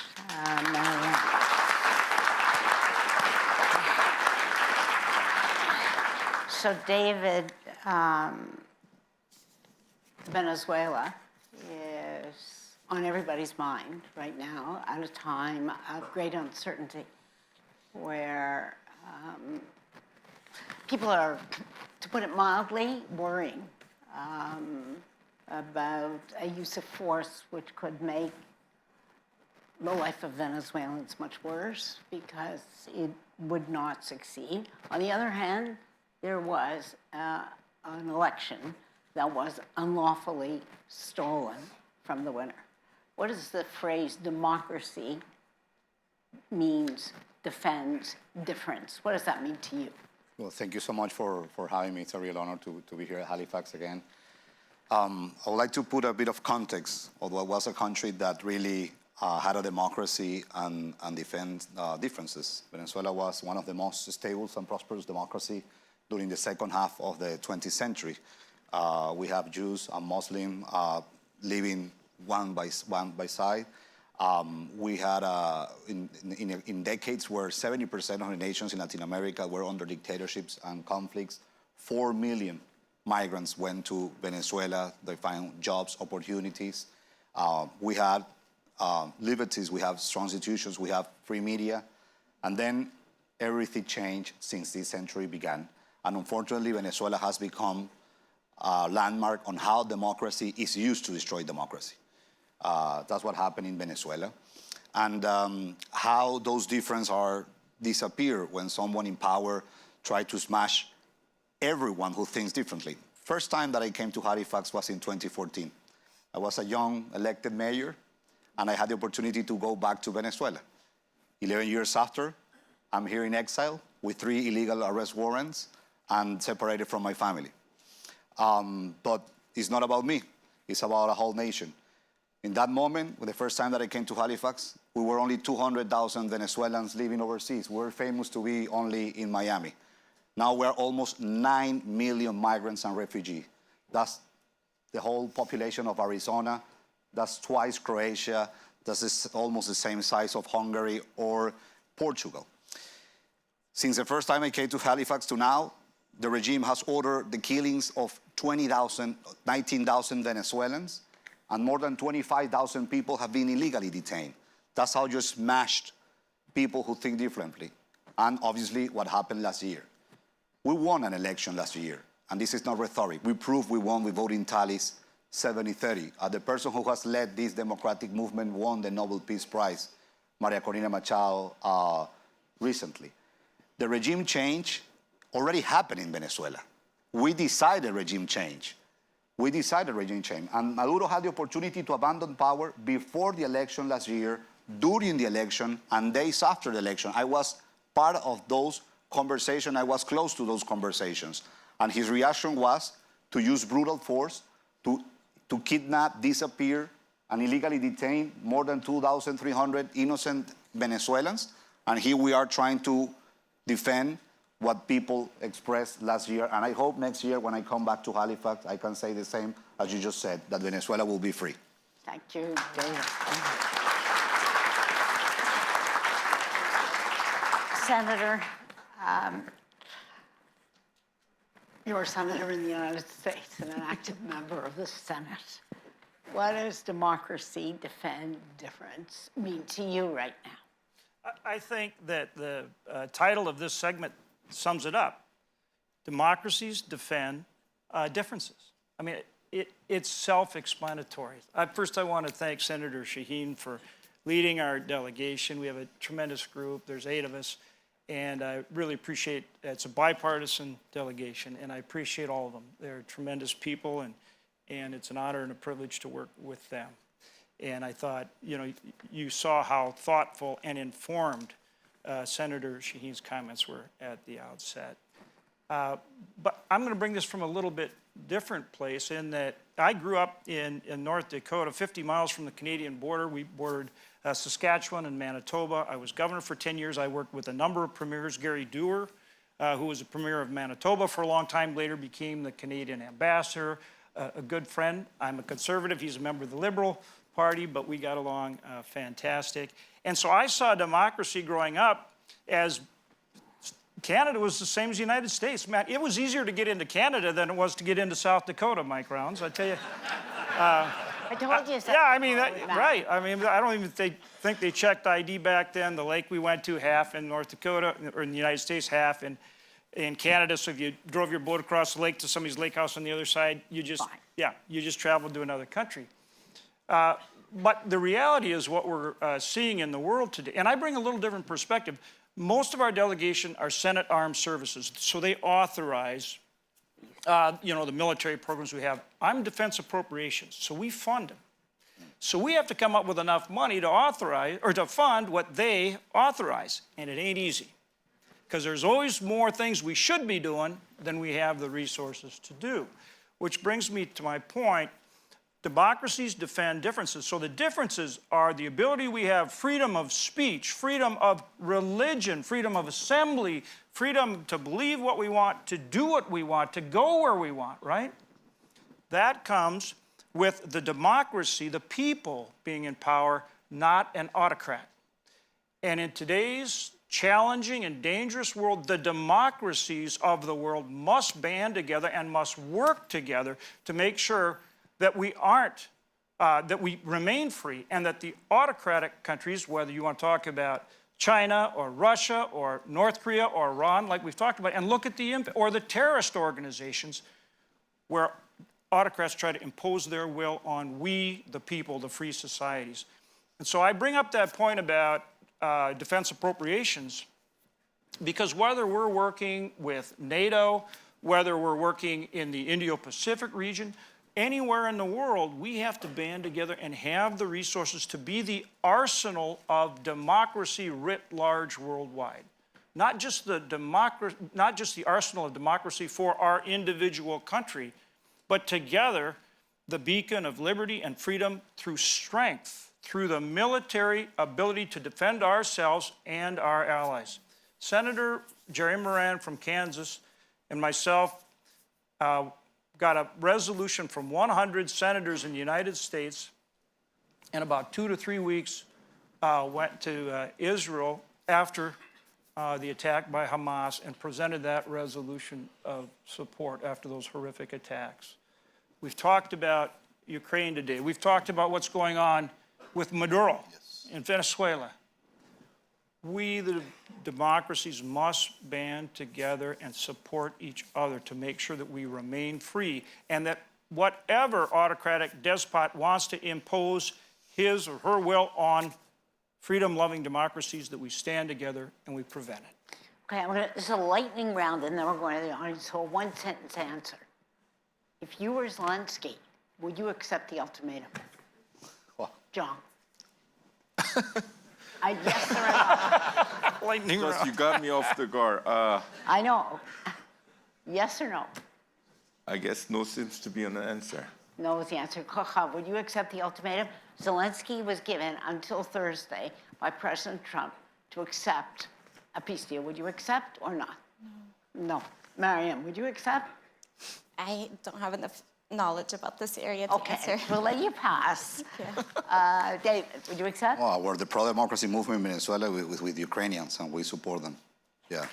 And Senator, would you accept? We just actually met with some of the members of the Ukrainian Assembly. I think what you're going to see is a negotiation. And I think this is part of getting to a negotiation. But no, I don't think that this is obviously what Zelensky or Ukraine are going to accept. I think the real issue is, what is their response going to be? And then where do we go from there? Okay. Questions? I'm looking, Peter, we have 6 minutes. Okay, where's the microphones and where are the hands? Oh, I see a hand right there. Yes, great. Just tell us who you are. Sure. My name is Mark Goldberg. I'm a journalist. I run Global Dispatches, which is a website and a podcast. A question for David. You said that the regime change has happened. It just hasn't been enforced yet. So would you support an American military action in Venezuela to enforce the election results as you see it? Well, I think it's important that finally the elephant in the room in Venezuela has been addressed. Again, first time I came to Halifax, I remember I was speaking about drug trafficking in Venezuela. It was like alone in an off-the-record session.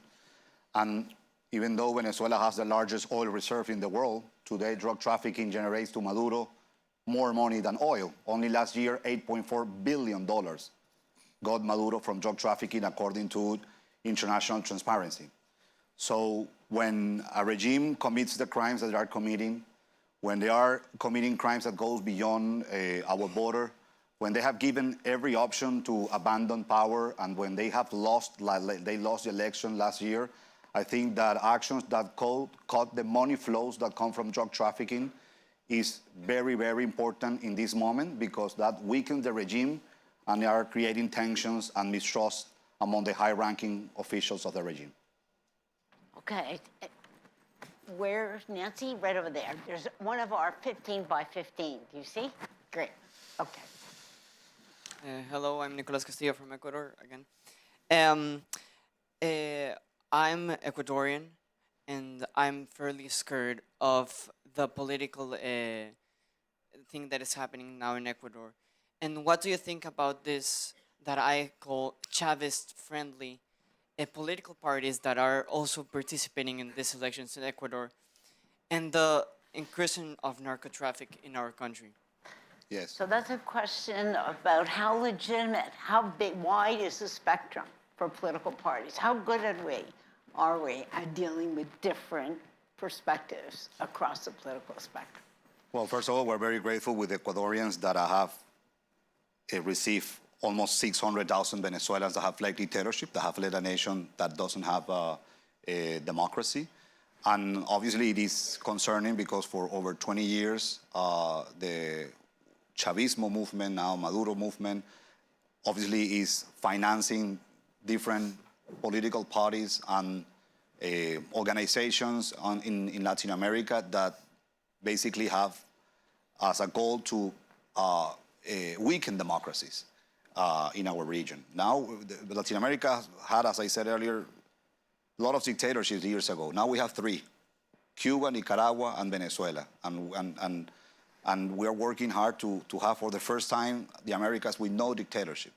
So this is important to be denounced because that's part of the threat that this regime represents, financing those movements. And by the way, that money comes from illicit economic activities such as drug trafficking, gold mining, and in the case of Venezuela, also human trafficking, because more than 90% of the women more than 90% of the people that have been victims of human trafficking are women, and some of them are even teenagers.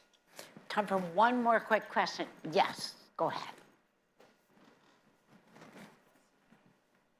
Okay. My name is Sharvan Ibish. I'm director of Bahar Organization Syria.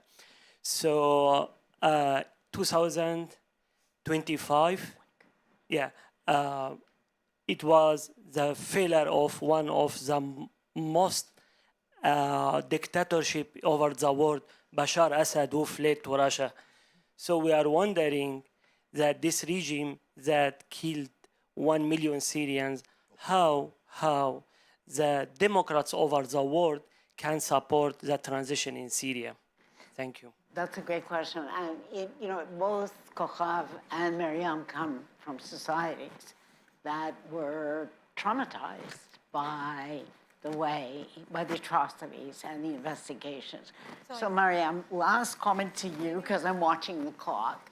How does Syria move forward given the violence between communities in Syria that has been so much a part of modern history? Well, the Syrian president has made it very clear that he wants unity and peace within the country, and they are working as There's already much fighting. as there's a lot of fighting that they are trying their mighty best to bring unity between these different areas. So I think after war and after a regime is overthrown, there tends to be a lot historically that happens after a regime is overthrown. So many different groups that still have so much hate towards each other.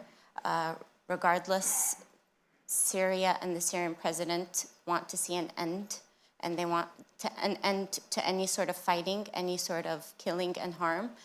They want unity and they want peace, and he's repeated it so many times.